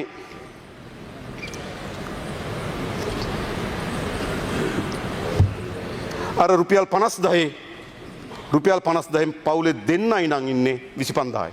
දෙන්නට වඩා වැඩි නම් 50000යි. දෙන්නෙක් නම් ඉන්නේ මාසෙකට 25000ක් දෙනවා. දෙන්නට වඩා වැඩි ඉන්නවා නම් 50000ක් දෙනවා. මේ චක්‍රලේඛන අපි නිකුත් කරනවා. ඊළඟ ආපදාවෙන් බලපෑමට ලක් වූ වී ධාන්‍ය වර්ග කියන වී තියෙනවා. ධාන්‍ය වර්ග බඩිරිඟු වැනි ඒවා සඳහා හෙක්ටයාරයකට 1,50,000ක දීමනාවක් දෙනවා. අපේ අපේක්ෂාව තියෙන මොකද්ද? මේ කුඹුරු යලි වගා කරන්න ඕන. ආසන්න වශයෙන් ගත්ත දැන්ට වාර්තා වෙලා තියෙන හෙක්ටයාර 1,37,000ක් පමණ කුසිකර්ම ලේකම්තුමා ඊයේ කිව්වා. නමුත් අද වාර්තා වෙලා තියෙන 1,60,000ක් පමණ හානියට පත් වෙලා තිබෙනවා. අපි දන්නවා තාමත් මහ කන්නේ යන්නේ. මේවා පැල ගොයම තිබුණේ මාසෙට වඩා අඩු ගොයම තියෙන්නේ.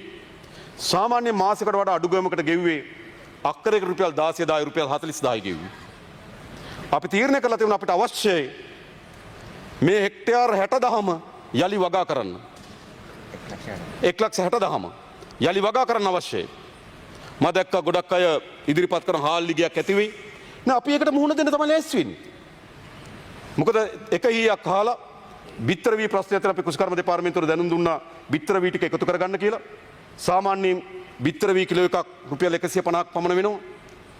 150ක් විතර වෙනවා. සාමාන්‍ය බිත්තර වී කිලෝ 100ක් විතර අවශ්‍ය වෙන හෙක්ටයාරයකට. ඒ කියන්නේ බිත්තර වී කිලෝ 15,000ක් මේ බිත්තර වී කිලෝ 100ට රුපියල් 15,000ක් විතර ඕන වෙනවා. නිසා අපි ඒක දෙනවා. බිම් සකස් කරන්න දෙනවා. ශ්‍රම කුලිය දෙනවා. ජීවත් වෙන්නත් පොඩි ගාණක් තියෙනවා. නැවත මේ 1,60,000ම වගා කරන්න අපි උත්සාහ කරනවා. සමහරටම බැරි වෙයි. තැන් කීපයක් තියෙනවා වගා කරන්න බැරි. අපි ඒක ගැන වෙනම බලමු. හැබැයි පළමු කොටම 1,50,000 දෙනවා. ඒ වගේම හැමදාමත් මෙවැනි වියසෙන්ද එළවලු ගැන කල්පනා කරන්නේ නෑ. එළවලු වගා හෙක්ටයාර ගණන් කරන්නේ හරි අඩුවෙන් කුඩා ගොවි බිම් ප්‍රමාණයක් තමයි කරන්නේ. එළවලු වගාව සඳහා හෙක්ටයාරයකට රුපියල් ලක්ෂ 2ක දීමනාවක් දෙනවා. දැන් මුදල් ටික වෙන් කරනවා මේ අද සිට අද චක්‍රලේඛන නිකුත් කරනවා. හැබැයි අපේ අමාත්‍යාංශ අපේ නිලධාරීන් සමත් වෙන්න ඕන. එළවලු නැවත වගා කරන්න ඕන. කුඹුරු නැවත වගා කරන්න ඕන. අපේ අපේක්ෂාව වෙන්නේ මේ බිඳ වැටුණු ආර්ථිකේ අපි නිකන් දෑත් දෙක කම්බුල් වලට තියාගෙන අනේ අපොයි කියලා බලාගෙන ඉන්න නෙමෙයි අපි මේ ආර්ථිකේ සූදානම් කරන්නේ. බිඳ වැටුණු තැනින් යලි නැගිටවන්න ඕන. නැගිටවන කුෂිකර්මාන්තයේ ප්‍රමුඛයි. සාමාන්‍යයෙන් වියලි කලාපවල යල මහ තිබුණට උඩ රට කලාපයේ යල මහ කියලා නැහැ. හැමදාම වගා කරනවා. ඒ නිසා අපි ලක්ෂ 2ක දීමනාවක් දෙනවා හෙක්ටයාරයකට. ඔවුන් වගා කරන භූමි ප්‍රමාණය අනුව ඔවුන්ට ඒ මුදල් ලබා ගන්න පුළුවන් යලි වගා කරන්න කියලා අපි ගොවි ජනතාවෙන් ඉල්ලා ඉනවා. අපේ රාජ්‍ය නිලධාරීන් අපි ඉල්ලා සිටිනවා නේද? ඉතා වේගයෙන් මේ සංඛ්‍යා දත්ත තෝරා හොයාගෙන මේ ගොවි ජනතාවට මේක ලබා දෙන්න කියලා. ඊළඟ විශේෂයෙන්ම ආපදාවට බලපෑමට ලක් වූ සත්ත්වපාලන ගොවිපළවල් අපේ ප්‍රශ්නයක් තියෙනවා. ඇත්තටම අපි කල්පනා කරනවා මේ ව්‍යසනයෙන් අපිට හිතා හොඳ ලියාපදිංචි කිරීමේ ක්‍රමයක් සතුන්ගේ ප්‍රමාණය පිළිබඳ ක්‍රමයක් අපිට අවශ්‍යයි. හැබැයි අපිට අද එහෙම ක්‍රමයක් නැහැ. නමුත් පශු වෛද්‍ය කාර්යාලය මේ සත්ත්ව ගොවිපළ ලියාපදිංචි කරලා තියෙනවා. අන්නේ පශු වෛද්‍ය කාර්යාලය ලියාපදිංචි කරලා තියෙන සෑම සත්ත්ව ගොවිපළකටම කුකුළු ගොවිපළක් නැවත කුකුළු ඇති කරන්න. නේද? සූකර ගොවිපළක් නැවත පටන් ගන්න. අපි ලියාපදිංචි සෑම සත්ත්ව ගොවිපළකටම රුපියල් ලක්ෂ 2 බැගින් දීමනාවක් ලබා දෙන්න තීරණය කරලා තිබෙනවා. ඒගොල්ලන්ට අපි ලබා දෙන්න ඕන. නැවත ආර්ථිකේ පණ ගන්නන්න. ඒ වගේම අපි ඊයේ තනි සුළුවා සුද්‍ර ව්‍යාපාර පිළිබඳ සාකච්ඡාවක් කරා කර්මාන්ත ඇමතුමා සහ නියෝජ්‍ය ඇමතුමා සමග. ඔවුන් අපිට පැකේජ් එකක් ඉදිරිපත් කරා. මයික්‍රෝ අයට මෙහෙම දුන්නොත් ඇති, සුළු අයට මෙහෙම දුන්නොත් ඇති නේද? ඊට පස්සේ ටිකක් ලොකු අයට ලක්ෂ එකමාරක් දුන්නොත් ඇති කියලා. අපි පොඩි මධ්‍යම ලොකු ભેදකින් තොරව ලියාපදිංචි කළ තියෙන සෑම සුළු හා මධ්‍ය පරිමාණ ව්‍යාපාරිකටම නැවත තමන්ගේ ව්‍යාපාර කටයුතු ආරම්භ කිරීම සඳහා රුපියල් ලක්ෂ 2ක දීමනාවක් දෙනවා. මේවා පටන් ගන්න ඕන අපිට අවශ්‍යකම තියෙන මොකද්ද? මම නැවත කියන්නේ. අපි හුල්ල ඉඳ බලන් ඉඳලා හරියන්නේ. මේවට අපි පණ දෙන්න ඕන. මල් වගා කරන කෙනෙක් හිටියනම් මල් ටික ගහගෙන ගිහිල්ලා නම් ඒ මල් වගාවට අපි හයිය දෙන්න ඕනේ. ඒ ගොවිපළට දෙනවා ලක්ෂ 2ක්. සමහර විට තමන්ගේ මුළු ගහගෙන ගියපු දේපල මේ තරම් නොවටින්න පුළුවන්. හැබැයි මේක ගන්න ඕන ඉදිරියට. ඊට පස්සේ අපි ලේඛන හැදුවොත් මල් ගස් ගන්නට මෙච්චරයි. ඕක හොයන්නේ කොහොමද? ඒ නිසා රෙජිස්ටර් කරපු මම හිතනවා මේ කර්මාන්ත අමාත්‍යාංශයෙන් මෙම රෙජිස්ට්‍රේරියක් තියෙනවා කියලා ඒගොල්ලෝ කිව්වා. අන්නේ හැම දිනාටම මේ ආපදාවට ලක් වෙලා තිබෙනවා නම් ලක්ෂ 2ක දීමනාවක් දෙනවා. ඒ වගේම අද මහ බැංකුව චක්‍රලේඛනයක් නිකුත් කරනවා. බැංකු මට්ටමින් යම් මොනිටෝරියම් එකක් දෙන්න ඒ ව්‍යාපාරිකයන්ට. අද චක්‍රලේඛනයක් නිකුත් කරනවා. ඒ වගේම අපි ඉන්ෂුරන්ස් සමාගම් එක සාකච්ඡා කරලා තිබෙනවා. අපි දන්නවා මේ ඉන්ෂුරන්ස් සමාගම් වල මේ වචන කෙල්ලෙනවා. නමුත් අපි ඒවා දැන්ට මුදල් අමාත්‍යාංශ කැඳවමින් ඉන්ෂුරන්ස් සමාගම් කැඳවමින් මේවට රක්ෂණ වාරික ගෙවීම සඳහා අපි කල්පනා කරමින් තිබෙනවා. ඒ වගේම නැවත ගොඩනැගීම සඳහා මේ 2025 අයවැය ලේඛනයෙන් අපි මිලියන 80000ක් වෙන් කළා තිබෙනවා සුළු හා මධ්‍ය පරිමාණ ව්‍යවසායකයන් ණය දෙන සහන ණය යෝජනා ක්‍රම. තරුණ අයට, සුළු මධ්‍ය පරිමාණ අයට, කාන්තාවන්ට මේ ආදී විවිධ යෝජනා හරහා මිලියන 80000ක් තියෙනවා. අන්නේ මිලියන 80000න් වැඩි ප්‍රමාණයක් ප්‍රමුඛතාවයෙන් මේ බිඳ වැටුණු කර්මාන්ත ගොඩනැංවීම සඳහා ණය ආධාර ලබා දෙන්න කියලා අපි කර්මාන්ත අමාත්‍යාංශයට යෝජනා කරන්න කැමතියි. එතකොට අපිට යලි මේ සුළු හා මධ්‍ය පරිමාණ කර්මාන්ත අපිට නගා සිටවන්න පුළුවන්කම තිබෙනවා. ඒ වගේම දීවර බෝට්ටු අපේ ආර්ථිකයේ විශාල බලපෑමකට ලක් වෙනවා. අපිට ඕනකම තියෙන කුමක්ද? යලි මේ ආර්ථිකයට පණ දෙන්න. දීවර බෝට්ටු සියල්ලම රෙජිස්ටර් වෙලා නැති ප්‍රශ්නයක් තියෙනවද? දැන් රෙජිස්ටර් වෙලා තියෙන්නේ. රෙජිස්ටර් වෙලා තියෙන ඕනෑම දීවර බෝට්ටුවක් පූර්ණ හානියට පත් වෙලා තියෙන මුදියන්න බැරි නම් අපි මේ හැම බෝට්ටුවකටම රුපියල් ලක්ෂ 4ක දීමනාවක් දෙන්න යෝජනා කරනවා. අපි මේ පරිපූර්ණක ඇස්තිමේන්තුව හරහා වෙන් කළා තියෙනවා රුපියල් ලක්ෂ 4ක දීමනාවක් දෙන්නේ බෝට්ටුවකට.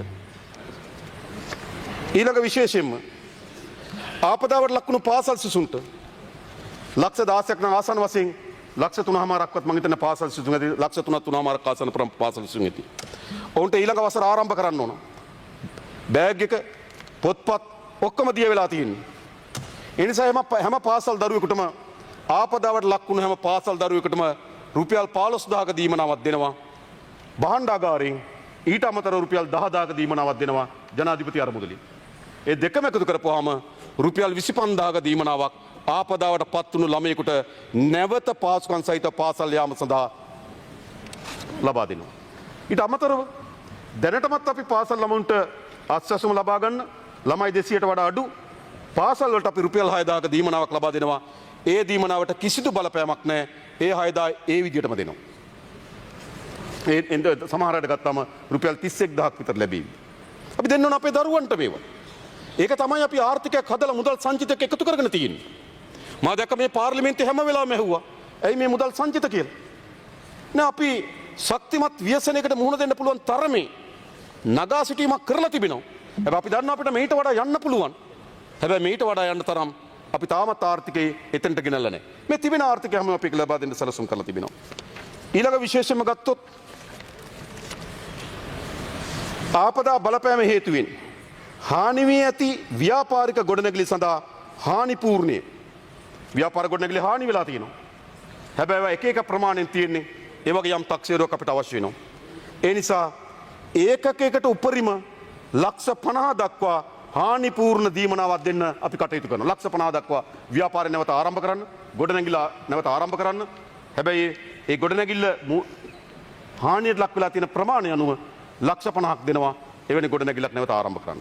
ඊළඟ ආපදා බලපෑම හේතුවෙන් පූර්ණ වශයෙන් හානි සිදු වී ඇති පදිංචි වීමට නොහැකි නිවාස සඳහා නව නිවසක් ඉදිකර ගැනීමට ලබා දෙනු ලබන දීමනාව. නාය ගිහිලා තියෙනවා ගෙදරනේ ගම් වතුරට ගේත් ගලාගෙන ගිහිලා තියෙනවා. සාමාන්‍යයෙන් ඉස්සර දුන්නේ කොච්චරද? සාමාන්‍යයෙන් ඉස්සර දුන්නේ ලක්ෂ 12යි. එහෙම නැත්නම් 16.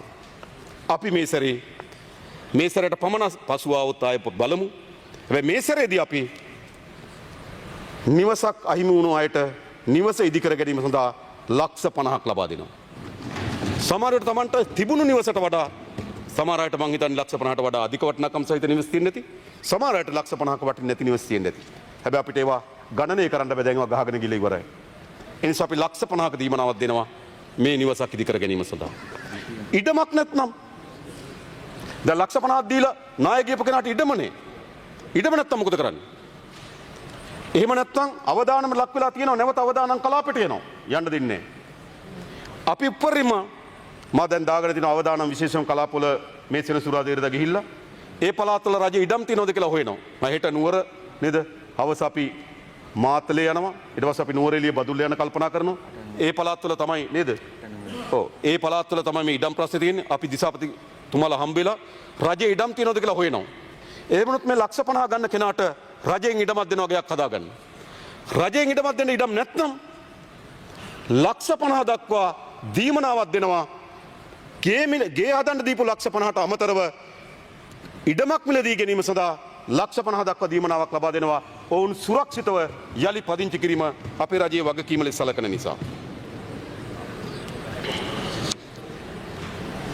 ඊළඟ ආපදා බලපෑම හේතුවෙන් අර්ධ වශයෙන් හානි වූ පිළිසකර කර ගැනීම සඳහා ගෙවුණු ලබන දීමනාව. ආපදාවට ලක් වෙලා තියෙනවා මුළු බණින්ම නිවාස විනාශ වෙලා නැහැ. දැන් ඒක ප්‍රතිසංස්කරණය කරගන්න පුළුවන්. ඔව් ඉඩමයි ගේ දෙකම ගියා නම් රුපියල් කෝටියක් හම්බ වෙනවා. එක්ක ලක්ෂ 50යි ඉඩම මිලදී ගන්න ලක්ෂ 50යි එක්ක ලක්ෂ 50යි ආණ්ඩුවෙන් ඉඩමයි. ඇයි මේ ජනතාවගේ ජීවිත අපි සුරක්ෂිත කරන්න ඕන. අපි හැමදෙනාම එකතු වෙලා මේ ජනතාව බලා ගන්න ඕනකම තිබෙනවා. ඊළඟ ආපදාවට බලපෑම හේතුවෙන් අර්ධ වශයෙන් නිවාස හානි වෙලා තියෙනවා. මේවට මේ පොඩි දීමනා දුන්නේ. තහඩු දෙකක් දාගන්න රුපියල් 5000ක් දෙනවා. බිත්තියක් නංගගන්න රුපියල් 2000ක් දෙනවා. සාධාරණ නෑනේ මනු. එහෙමනේ ගෙව්වේ. හැබැයි අපි මොකද කරන්නේ? අපි ආපදාවට පත් වෙලා තියෙන නිවාසයකට උපරිම ලක්ෂ 25 දක්වා ඒ ගෙවල් යලි ප්‍රතිසංස්කරණය කර ගැනීම සඳහා මුදලක් දෙන උපරිම ලක්ෂ 25. අපි හිතනවා ඒක ලක්ෂ 10 15 20 25 කියලා කාණ්ඩ හතරකට කඩන්න. තහඩුවක් ගියත් ලක්ෂ 10යි. ඇයි තහඩුවක් කියන්නේ තාමත් එතන නිවසක් නෑ උන්ට. අපි දන්නවා මේ පළාත්වල තියෙන ප්‍රශ්නේ. ඒගොල්ලන්ට අපි මොකද කරන්නේ? නැවත මේ නිවස ප්‍රතිසංස්කරණය කර ගැනීම සඳහා දායකත්වයක් අපි දෙන්න ඕන. හිටපු තැනටම නෙවෙයි එයා ගේන්න ඕන. හිටපු තැනට වඩා ටිකක් උඩට අපි එයා ගේන්න ඕන. ඒ වෙනුවෙන් අපි ලක්ෂ 10 15 20 25 කියන කාණ්ඩ හතරක් හදලා විනාශ මේ අර්ධහානි වෙලා තියෙන නිවස වලට ඒ මුදල දෙන්න අපි කටයුතු කරනවා.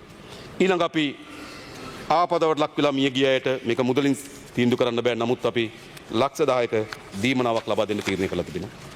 ලක්ෂ 10ක් මිය ගිය අයගේ ඥාතීන් වෙනුවෙන්. ඉතින් මේක තමයි මම හිතන්නේ මේ සඳහා අපි මේ අයවැලේ කියන මේ 2025 සඳහා අපි බිලියන 72.2ක් අපේක්ෂා කරනවා. 2026 සඳහා අපි රුපියල් බිලියන 500ක් අපේක්ෂා කරනවා. රුපියල් බිලියන 500ක්. අපි හිතන අපේ ණය සීමාව වැඩි කරගන්නේ නැතුව මේ රුපියල් බිලියන 500 හොයාගන්න පුළුවන් වේවි කියන හැකියාව අපිට තියෙනවා. ඒ නිසා අපි ණය සීමාව ඉදිරිපත් කළ තියෙන මේ පාර්ලිමේන්තුවට අපි කිසිසේත්ම පාර්ලිමේන්තුවට දැන් ඉදිරිපත් කළ තියෙන ණය සීමාව වැඩි කරන්නේ නැහැ. අපි ඉදිරිපත් කළ තියෙන ණය සීමාව තමයි රුපියල් බිලියන 3800. මගේ අයවැය කතාවේදී කිව්වා මේ 3800ක ණය සීමාව බිලියන 60කින් අඩු කරන්න කියලා. ඒ කියන්නේ ණය සීමාව බිලියන 3740 කරන්න කියලා කිව්වා. හැබැයි අපි අයවැය ලේඛනයේදී කියපු යෝජනාව අද අපි සංශෝධනට ඉදිරිපත් කරන්නේ නැහැ. ඉදිරිපත් කරන්නේ නැත්තේ අපිට බිලියන 60 නේද 3740 වෙනකොට 3800ම ණය සීමාව තබා ගත යුතු කියලා අපි තීරණය කරා. ඒ නිසා අර බිලියන 60 අපි මේකෙන් මේව කරන්නේ නැහැ. ඊළඟ ඒ වගේම මා මේ කියපු මේ අපි ගත්තොත් අපිට දැන් කාණ්ඩ දෙකක් තියෙනවා ක්‍රියාත්මක කරන්න. එකක් තමයි මේ දින 25ට. මේ දින 25ට ක්‍රියාත්මක කරන්න බිලියන 72.2ක් තියෙනවා. අද අපි සම්මත කරන 2026 අයවැය ලේඛනය ජනවාරි මාසයේ ඉඳන් ක්‍රියාත්මක වෙනවා. අන්න ඒ ඉදිරිපත් කළ අයවැය ලේඛනය තමයි අපි පරිපූර්ණ කැස්තමේන්තුවක් ගන්න බලාපොරොත්තු වෙනවා රුපියල් බිලියන 500ක. ඒ රුපියල් බිලියන 500 තමයි මා කලින් කියන ලද ගොඩක් යෝජනා අපි ඇතුළත් කරලා තිබෙනවා. බිලියන 72කින් යෝජනා කරන්න පුළුවන් ඒවා අපි අද ගැසට් නිවේදනයෙන් අද නිකුත් කරනවා. එතකොට අපිට ප්‍රශ්නයක් පැන නගිනවා. දැන් අපි මේ වන විටත් අපි කවුරුත් දන්නවා ජාත්‍යන්තර මූල්‍ය අරමුදලේ විස්තීර්ණ ණය යෝජනා ක්‍රමය ඇතුළේ අපි ඉන්නේ. මම දැක්ක මෙතන ගොඩක් අය කෑ ගහනවා මේ ගිවිසුමෙන් අයින් වෙන්න, අලුත් ගිවිසුම් යෝජනා කරන්න. ඒ ගිවිසුම් එහෙම යෝජනා කරන්න පුළුවන් නේද? විපක්ෂ නායකතුමයි සභානායකතුමයි අතර නම් ගහලා තියෙන්නේ. එහෙම ඒවා නෙවෙයි මේවා. මේවා ජාත්‍යන්තර යම් නිර්ණායකයන් මත එළබෙන ලද එකගතාවය. රවි කරුණායක හිට මුදල් අමාත්‍යතුමා දන්නවා. ඒවා හෙට දවසේ කියන්න පුළුවන් ද අයින් වෙන්න කියලා. හෙට දවසේ කියන්න පුළුවන් ද කඩන්න කියලා. එහෙම කඩන්න බෑ. කඩන්නත් මොකද කරන්න ඕන? ඒකගතාවයෙන් බිඳින්නත් සමාලෝචනයක් අවශ්‍යයි. ඒකගතාවය වෙනස් කරන්නත් සමාලෝචනයක් අවශ්‍යයි. මා දැක්ක මෙතන කෑ ගහලා කියනවා අපිට බැරි නම් එයා කතා කරන්නලු. අනේ ප්ලීස් එපා. මම අපහාස කරනව නෙවෙයි. එහෙම නෙවෙයි. මේ හැම කොන්දේසියක්ම එකඟතාවයකටම කොන්දේසි කියනට වඩා අපේ එකඟතාවයන්ට ඇවිල්ලා තියෙන්නේ.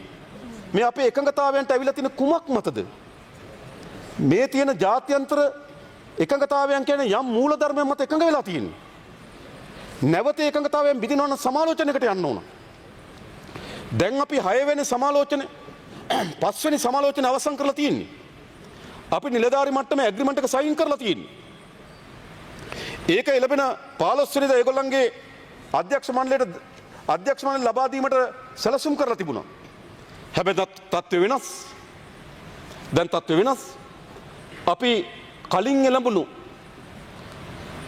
නිලධාරි මට්ටමේ එකඟතාවයට වඩා වෙනසක් ඇති වෙනවා. වෙනසක් ඇති වෙනවා නම් ජාත්‍යන්තර මූල්‍ය අරමුදල අපට යෝජනා කරලා තිබෙනවා. සාපි අතර කතා බහක් සිදු වී තිබෙනවා. මේ දෙසැම්බර් මාසයේ බෝඩ් එකට දාන්න නැතුව ජනවාරි පෙබරවාරි දක්වා කල් තියන්න. අපි එකඟයි. හේතුව දෙසැම්බර් මාසයේ අපිට ලැබීමට තියෙන ඩොලර් බිලියන 342ක වාරිකයක් අපි සාකච්ඡා කරමින් තිබෙන මේ වාරිකය වැඩි කරගන්න. ඒ වාරිකය වැඩි කරගන්න නම් අපිට සාකච්ඡාවක් අවශ්‍ය, කාලයක් අවශ්‍යයි. මේ තනි පුද්ගලයෙකුගේ මුදල් දෙනව නෙවෙයි. මේ ජාත්‍යන්තර මූල්‍ය අරමුදල සමාජික රටවල් වලින් එක්රැස් කරගත්තු මුදල් ප්‍රමාණයක් තියෙනවා. ඒ මුදල් වියදම් කිරීමට ඔවුන් ඒ රාජ්‍යන්ට බැඳී තිබෙනවා. දැන් ගම් වතුර ගෙලුව අපේ ගාන වැඩි කරන්න කිව්වට එහෙම කරන්න බෑ. එනිසා ඒකට යම් සමාලෝචන ක්‍රියාවලියක් අවශ්‍යයි. ඒ නිසා මේ දෙසැම්බර් මාසේ 15 වෙනිදා ලබා දීමට නියමිතව තිබුණු 6 වෙනි වාරිකය උපරිම පෙබරවාරි දක්වා අපි ජනවාරි මාසේ නිලධාරි මට්ටමේ සාකච්ඡා පටන් ගන්නවා. පෙබරවාරි මාසයේදී අපිට නිදහස් කරගන්න පුළුවන් වේවි. 342 වැඩි කිරීම පිළිබඳ ඉල්ලීම අපි ඉදිරිපත් කළා තිබෙනවා. හැබැයි එහෙත් අපි ශනික ඩොලර් අවශ්‍යතාවයක් තිබෙනවා. ඒ නිසා අපි ශනිකව අරමුදල් සපයා ගැනීම සඳහා ලෝක බැංකුවෙන් මේ ජාත්‍යන්තර මූල්‍ය අරමුදලෙන් ඩොලර් මිලියන 200ක සහනයක් අපි ඉල්ලලා තිබෙනවා. මම හිතනවා මේ සහනය අපිට මේ මාසේ ලබා දෙන්න කියලා ඉල්ලීම අපි කරලා තියෙනවා. ඔවුන් ඵලදායී ප්‍රතිචාර දක්වාවි කියන බලාපොරොත්තුවක් අපිට තිබෙනවා. ඒතර අපි එහෙම ඒහා බැඳුණු ලෙස මා දන්නවා. දැන් අපි සාකච්ඡා කරලා තියෙනවා ආසියානු සංවර්ධන බැංකුවත් එක්ක විශේෂම සුළු හා මධ්‍ය පරිමාණ ව්‍යවසායකයන් නැවත නගා සිටීම සඳහා අවශ්‍ය අරමුදල් සම්පාදනය කර ගැනීම වෙනුවෙන් අපි ඒ දිශාවෙන් ඒ ජාත්‍යන්තර සංවිධානයත් එක්ක කතා කරමින් කටයුතු කරමින් යනවා. දැන් හැබැයි අපිට මේ පරිපූර්ණක ඇස්තමේන්තුව අපි සකස් කරලා තිබෙනවා. පරිපූර්ණක ඇස්තමේන්තුවේ මිල අපි තීරණය කරලා තිබෙනවා. හැබැයි ඒ ව්‍යාපෘති ටික අපිට නම් කරගන්න ඕන. ඒක අපිට කාලයක් අවශ්‍යයි. ඒ කාලයක් අවශ්‍ය නිසා තමයි අද අපිට ඒකට පාර්ලිමේන්තුවේ ඉදිරිපත් කිරීමේ හැකියාවක් නැහැ. අපි අපේක්ෂා කරනවා 19 වෙනිදා පාර්ලිමේන්තුවේ ඒක සම්මත කරගන්න.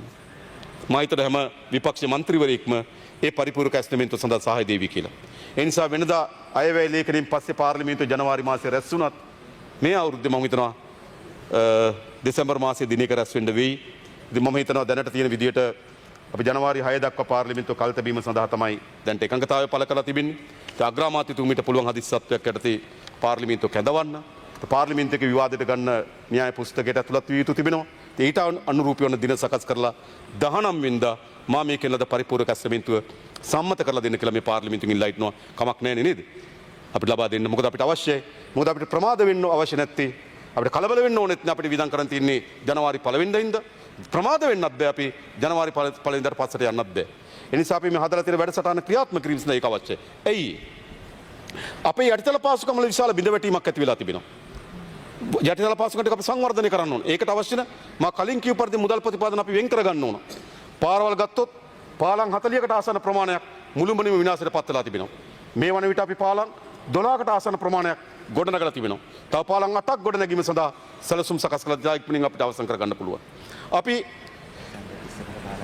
දෙසැම්බර් 31 වෙනිදාට පාලම් 30ක් අවසන් කිරීම සඳහා දැනට සැලසුම් සකස් කරලා තිබෙනවා. මොකද යලි මේ මාර්ග පද්ධතිය අතර සම්බන්ධය අපි හදන්න ඕන. ඒ සකස් කර ගැනීම වෙනුවෙන් දැනටමත් මාර්ග සංවර්ධන අධිකාරිය ඊටමත් විධිමත් සැලැස්මක් සකස් කරලා තිබෙනවා. ඒ විධිමත් සැලැස්ම අනුව අපිට හැකියාව තියෙනවා මේ බිඳ වැටි තිබෙන මාර්ග පද්ධතිය සංවර්ධනය කරන්න. පාලම් කඩා වැටලා තිබෙනවා. දැනටමත් අපි සැලකිය යුතු ප්‍රමාණයකින් මේ සම්බන්ධය අපි හදලා තියෙනවා. හැබැයි සමහර පාරවල් තියෙනවා අපි දැක්කා. ඒ පාරවල් වලට අපිට ළඟා වෙන්න බැරි තරමේ ප්‍රශ්න මතුවලා තිබෙනවා. ඒ නිසා අපි මේ මාර්ග පද්ධතිය ඉතා ඉක්මනින් පිළිසකර කරගන්න ඕන. විදුලි බලය ආරම්භයේදී මට 58ක් වගේ තිබුණේ. දැන් 87කට ආසන්න ප්‍රමාණයකින් විදුලි බලය ලබා දෙන්න අපි සමත් වෙලා තිබෙනවා. හැබැයි අපිට විශේෂම ගත්තොත් අපි දන්නවා 132 වී සම්ප්‍රේෂණ පද්ධතිය බිඳ වැටලා තියෙනවා මයංගනි නේද? ඒ නිසා මොකද වෙලා තිබෙන්නේ? අම්පාර, මඩකලපුව ආදී ප්‍රදේශ මයංගනි ආදී ප්‍රදේශ වලට විදුලි සැපයීම ඇන හිටලා තිබෙනවා. ඒක ප්‍රතිසංස්කරණය කළ යුතුයි. නමුත් දැනට අපි 32 වී යටතේ විදුලිය අඩු ධාරිතාවක යුතු විදුලිය ලබා දෙමින් තිබෙනවා. නමුත් ඒක ප්‍රමාණවත් නැහැ. ඒ විදුලිය සැපයීම සකස් කර ගැනීම සඳහා අපි වේසමින් කටයුතු කරනවා. මම හිතන්නේ විදුලිය සති දෙකක් ඇතුළත මුළුමනින්ම අපිට සම්පූර්ණ කරන්න පුළුවන්. ඒ වගේම සංවේදන පහසුකම් නේද 94ක් මේ වෙනකොට සම්පූර්ණ කරලා තිබෙනවා. ඊටු සංවේදන පද්ධතිය අපි සම්පූර්ණ කරලා දෙන්න පුළුවන්. ඊළඟ ජල ප්‍රවාහන ජල පද්ධතිය ඒවා කඩා වැටලා තිබුණා. ඒවා ප්‍රතිසංස්කරණය කරන සැලසුම් හදලා තිබෙනවා. ඒ නිසා අපිට අවශ්‍යයි ඉතා වේගයෙන් සමහර පාරවල් තිබුණා අපිට තාමත් රේල් පාරවල් තිබුණා තාමත් අපිට සැලසුම් හදා ගන්න බෑ කවදා අවසන් කරන්න පුළුවන් වේද කියලා. හැබැයි හැකි හැම දෙයක්ම අපි විවෘත කරනවා. අපිට අවශ්‍ය මොකද්ද?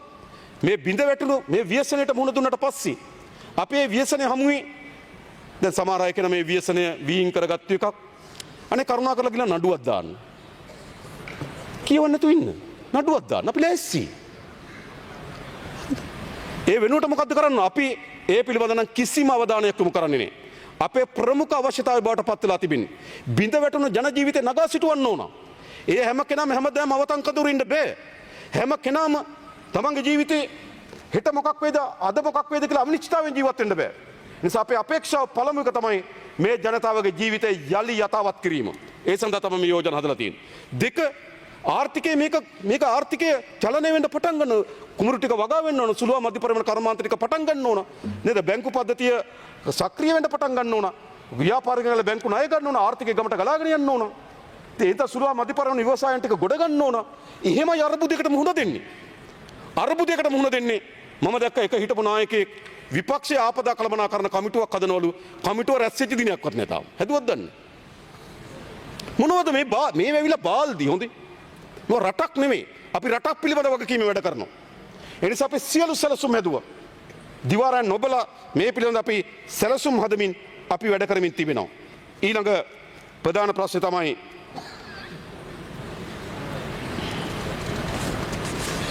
ප්‍රධාන ප්‍රශ්නේ තමයි අපි මේකට යාන්ත්‍රණයක් හැදුවා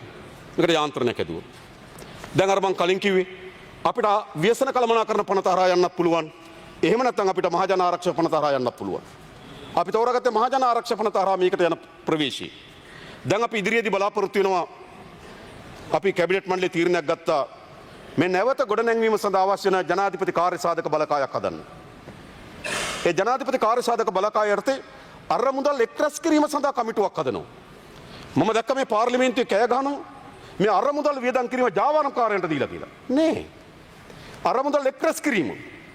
තාමත් මෙම අරමුදල් account එක තියෙන්නේ මහා භාණ්ඩාගාරයේ ලේකම්වරයාගේ නමට.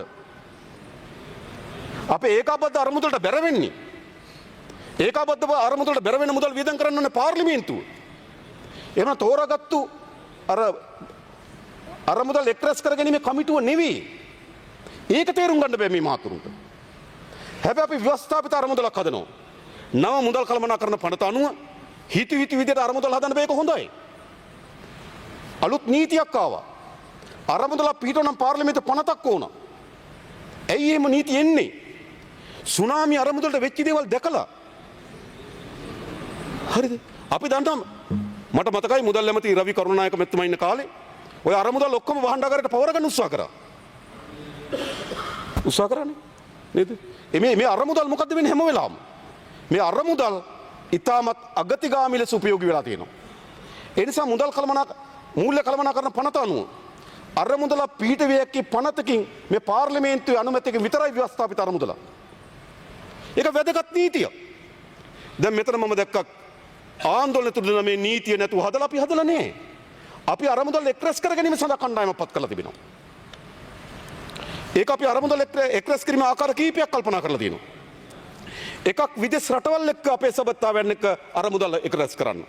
ඒ නිසා තමයි මේ කමිටුවේ විදේශ කටයුතු අමාත්‍යාංශ අධ්‍යක්ෂ ජනරාල්වරයෙක් නියෝජනය කරනවා. එයා තමයි බාරගන්නේ විදේශ රටවල් එක්ක සම්බන්ධීකරණය. ඊට පස්සේ විදේශ ආසියානු සංවර්ධන බැංකුව මූල්‍ය ජාත්‍යන්තර මූල්‍ය අරමුදල UNDP වැනි ආයතන කටයුතු මුදල් අමාත්‍යාංශය. ඒ නිසා තමයි මුදල් අමාත්‍යාංශ නියෝජ්‍ය ඇමතිතුමත් මුදල් අමාත්‍යාංශ ලේකම්තුමත් ඒ ආයතන නියෝජනය කරන්නේ. ඒ කාර්ය බාර ගන්න. ඒ වගේම තව මුදල් එක්රැස් කරන කවුද? විදේශගත ශ්‍රී ලාංකිකයන්. ඒගොල්ලෝ සම්බන්ධීකරණය කරන්න තමයි අපි ජනාධිපති ලේකම් කාර්යාලය නිලධාරියෙක් මැදිහත් වෙන්නේ. ඊළඟ ආධාර ලබා දෙනවා B2B ව්‍යාපාර සහ ව්‍යාපාරතර සබත්තාවය. අපේ ඉන්න වාණිජ මණ්ඩලය වෙන රටක වාණිජ මණ්ඩලයත් එක්ක සබත්තාවයන් තිබෙනවා. ඒතර ඒ වාණිජ මණ්ඩල එක්ක තියෙන සබත්තාවයන් ආධාර ලබා ගන්න නම් මේ වාණිජ මණ්ඩල නියෝජිතෙක් ඉන්න ඕන. ඒක තමයි කිසාන් බලේන්ද්‍ර මැතිතුමා නියෝජනය කරන්නේ එතන. ඔවුන් තමයි ඒ වාණිජ මණ්ඩලයේ සභාපතිවරු අපි නියෝජනය කරන්නේ වාණිජ B2B අරමුදල් එක්රැස් කර ගැනීම සඳහා. මොකද ඇති වැරද්ද? ඊළඟ විවිධ ව්‍යාපාර සංගම් තියෙනවා. නැව් සමාගම්වල ඒජන්ට්ලා ඉන්නවා මෙහි. ප්‍රධාන විශාල නැව් සමාගම්වල ඒජන්ට්ලා මෙහි ඉන්නවා. විශාල බයස්ලගේ ඒජන්ට්ලා මෙහි ඉන්නවා. ඒගොල්ලන්ගේ මුදල් යම් ප්‍රමාණයක් එකතු කරගන්න උත්සාහ කරනවා. ඒ අනුව තමයි මේ කමිටුව හැදුවේ. හැබැයි ඒ කමිටුවට මම දැක්ක මෙතන කෑ ගහනවා ජාවාරම්කාරයෝ නේද? අද ඉතින් එයා බය එයා මම දන්නවා එයා ගැන. එතුමා හිටියනම් හොඳයි. එතුමා වැවිලි කර්මාන්ත අමාත්‍යවරු හැටියට කටයුතු කරන 2018 අවුරුද්දේ හන්තානේ බංගලාව ජනවසමට අයිති සමන්ත විද්‍යාරත්න ඇමතුමාට මම යෝජනා කරන පරීක්ෂණේ. ඒක දුන්නේ තමන්ගේ බෑනට. මාස කුලිය ලක්ෂයයි. 2048 වෙනකන් දුන්නා. අවුරුදු 30කට. හරිද? ඉතින් එතුමා අරමුදල් එනකොට එයා වගේ කියලා මෙතන කට්ටියක් හිතනවා. හරිද? එතුමාට මම කියන්නේ හන්තානේ ජනවසමට අයිති බංගලාව තමන්ගේ බෑනට ලබා දුන්නේ මොන පදනමින්ද කියලා කියන්නේ. ඒ විතරක් නෙවෙයි. ඔබතුමත් කැබිනට් මණ්ඩලයේ ඉන්න කාලේ රවි කරුණානායක මැතිතුමා. එයාලංකා ආයතනයේ බස් මිලදී ගැනීම ගිවිසුම අවශ්‍ය කරේ කොහොමද? ඒ අවශ්‍ය කරකට ඇමති කවුද? මේ ව්‍යාපාරික ජාවාරම්කාරයෝ කියලා කය ගහන ඇමති ඒ වෙලාවේ ඇමති. $118 අපිට ගෙවන්න සිදු වුණා. ඒක කැන්සල් කරන්න. අපිට ගුවන් යහන නැහැ. කැන්සල් කරන්න. අහිතකරේවට යන්න සිදු වුණා. ඒ ඇමති ඒ වෙලාව මෙතන කියනවා ජාවාරම්කාරයෝ මේකට දාලා කියලා. මේ අරමුදලේ දැනට ඒකාබද්ධ අරමුදලට මේ මුදල් යන්නේ මේ පාර්ලිමේන්තුව තමයි මෙම මුදල් පිළිබඳ බලය තියෙන්නේ. හැබැයි මෙතන තියෙන කුරිරු ආසාවක් තියෙනවා. එයි අරමුදල ගැන සැකේ හදනවා. ජාවාරම්කාරයෝ වෙනවා කියලා හදනවා. මොකක්ද ඒ වුමනාව? මේ අරමුදල ශක්තිමත් වෙන්න ඉඩ දෙන්න හොඳ නැහැ. බලය පිළිබඳ නොනිසි ආසාවකින් පෙළෙනවා මේ മന്ത്രിවරයා. ඒක තමයි 1000ක් මරනවා කියලා කෑ ගහන්නේ. එයා මොකද්ද විල කියන්නේ? සාධාරණද? අරමුදල ගැන සැකයක් හදන්න ඕන. පුරවැසියන් ආණ්ඩුව කරේ විශ්වාසය තබලා තියෙනවා.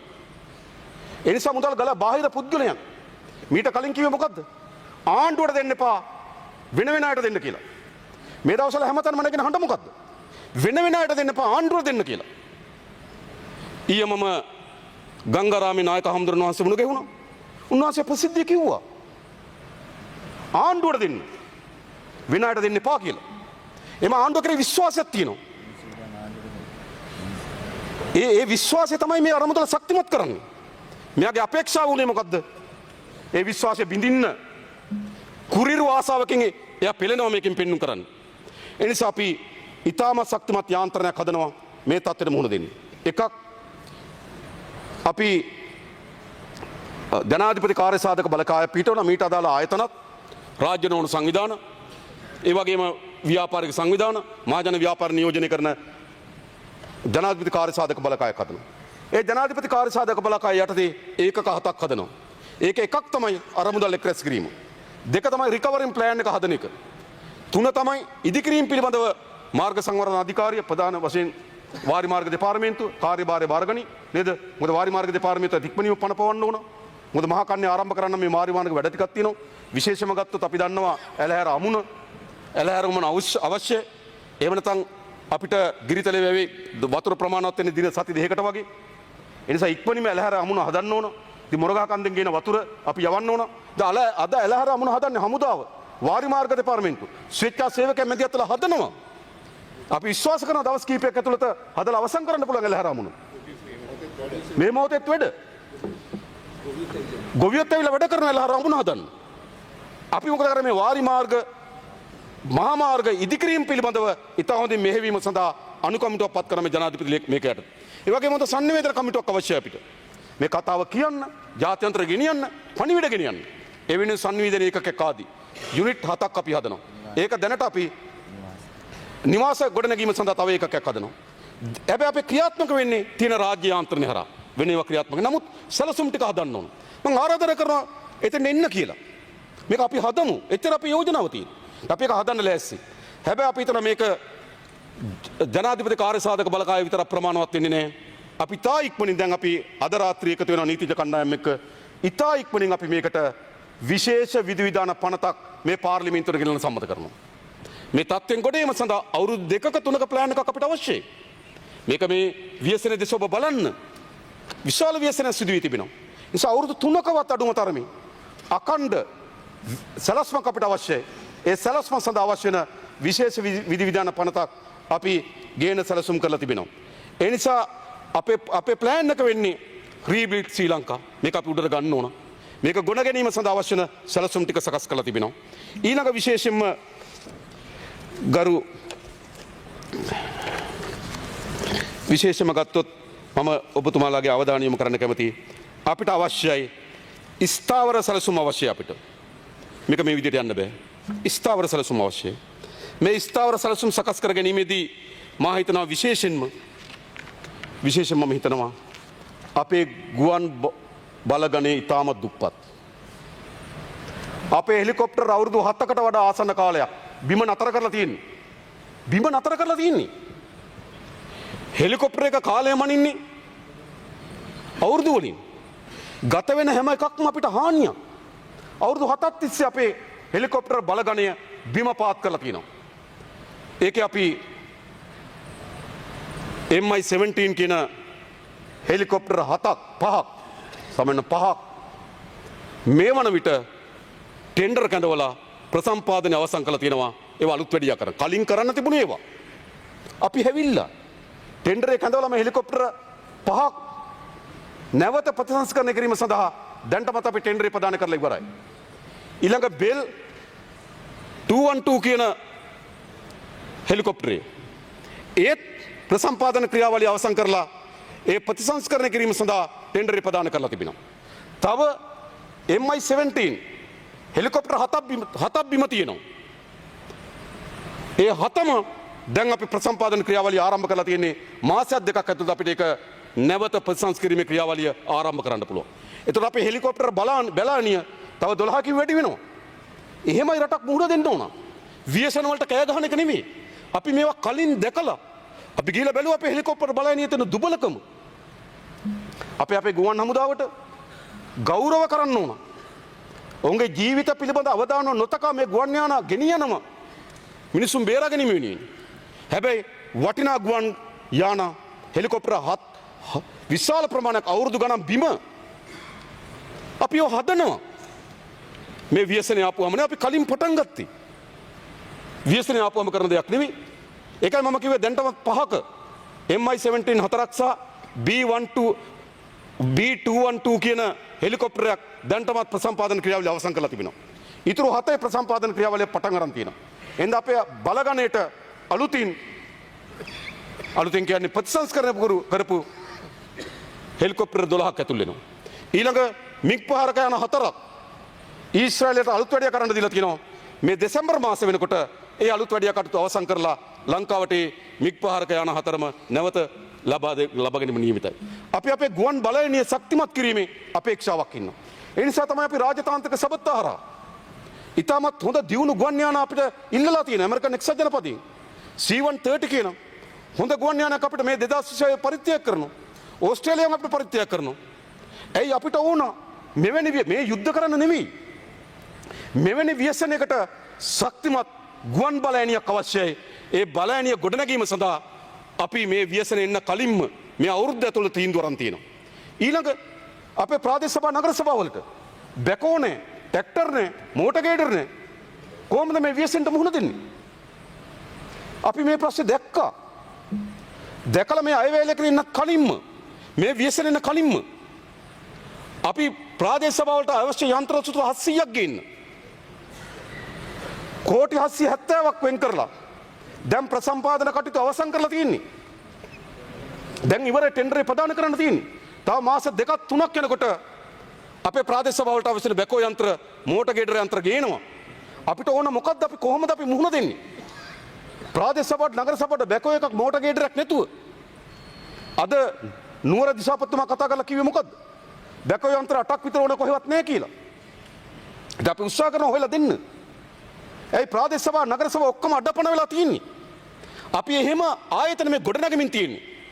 ඒ නිසා තමයි කෝටි 770ක් මේ 2025 වෙන්කල ටෙන්ඩර් කඳවල අවසන් කරලා දෙන ප්‍රදානය කරනවා ඉක්මනින්ම පෙබරවාරි මාර්තු වෙනකොට ඒ මෝටර් ගේඩර් බැකෝ යන්ත්‍ර ඔක්කොම ගැන ස්ථාවර කරන මේ රට මෙවැනි ව්‍යසනයකට මුහුණ දෙන එක වළක්වන්න.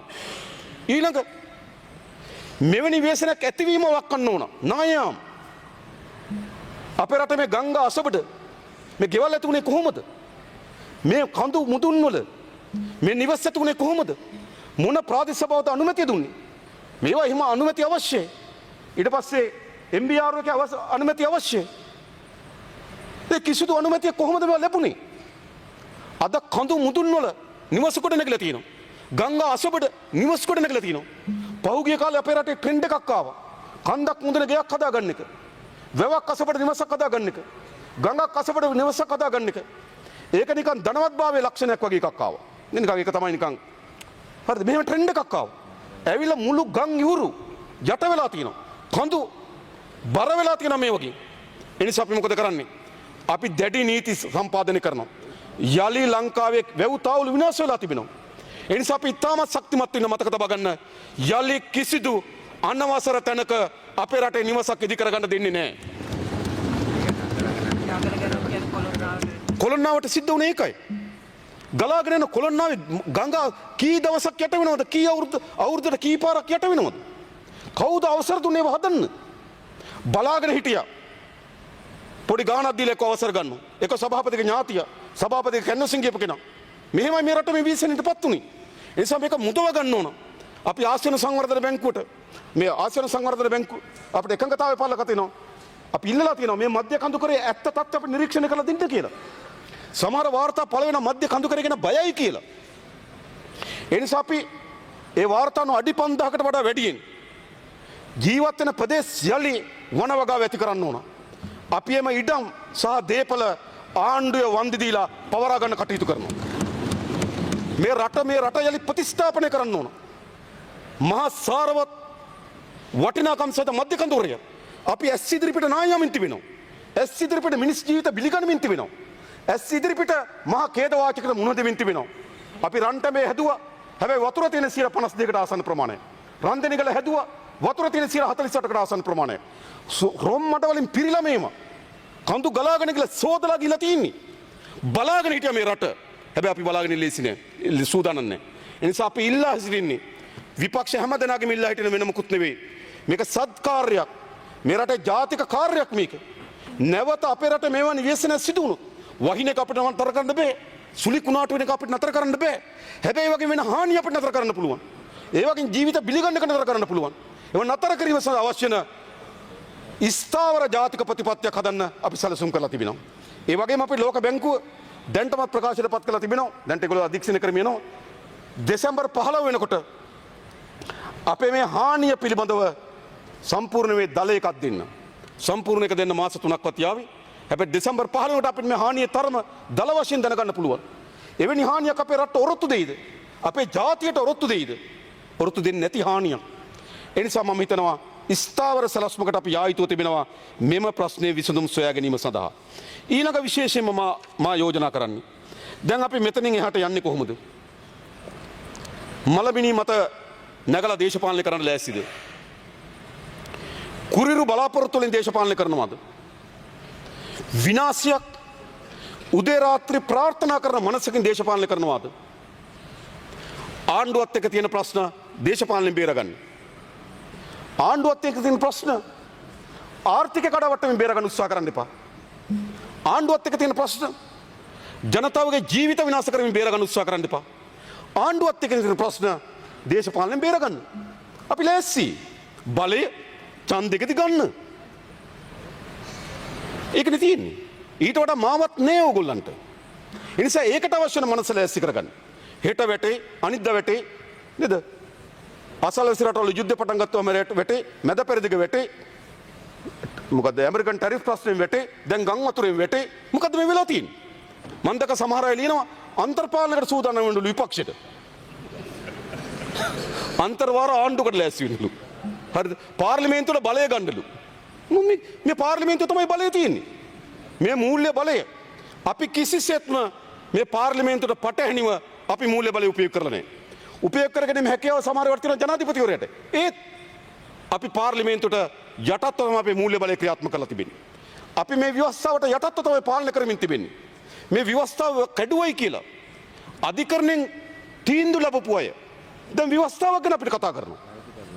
වැරදිකරුවෝ වෙලා කියලා ශ්‍රේෂ්ඨාධිකරණේ විනිසුරුවන් 5 දිනකේ විනිසුරු මණ්ඩලයෙන් තීරණය කරලා තියෙනවා. ඒ ඇවිල්ලා අපිට ව්‍යවස්ථාවේ පාඩම් කියලා දිනවා. මම කියන්නේ ඒ කුරිරු මනස. මම මේ නායකයට කියන්නේ අනේ ඔය පැරණි නේද? ඒ රොඩු බොඩු ටික එකතු කර දඟලන්න නැතුව කෑම පාර 10ක් ගිල දෙන කොළොන්නාවට.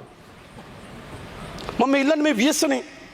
ඒ නිසා අපිට අවශ්‍යකම තිබෙන එවැනි දේශපාලනයක්. මේක අත්තරින්න කියලා අපි ආරාධනා කරනවා. අපි මේ පාර්ලිමේන්තුවේ සාම්ප්‍රදායික ලෙස විපක්ෂයක් තියෙනවා ආණ්ඩුවක් තියෙනවා. අපි යෝජනා කරන අවුරුදු 3ක න්‍යාය පත්‍රයකට මේ රටේ මේ ව්‍යසනෙන් ගොඩ ඉන්න අනිත් පස්සෙන් ගත්තොත් මේ ව්‍යසනය ඇතිවීම වැළැක්වීම සඳහා ක්‍රියාමාර්ග හදන්න.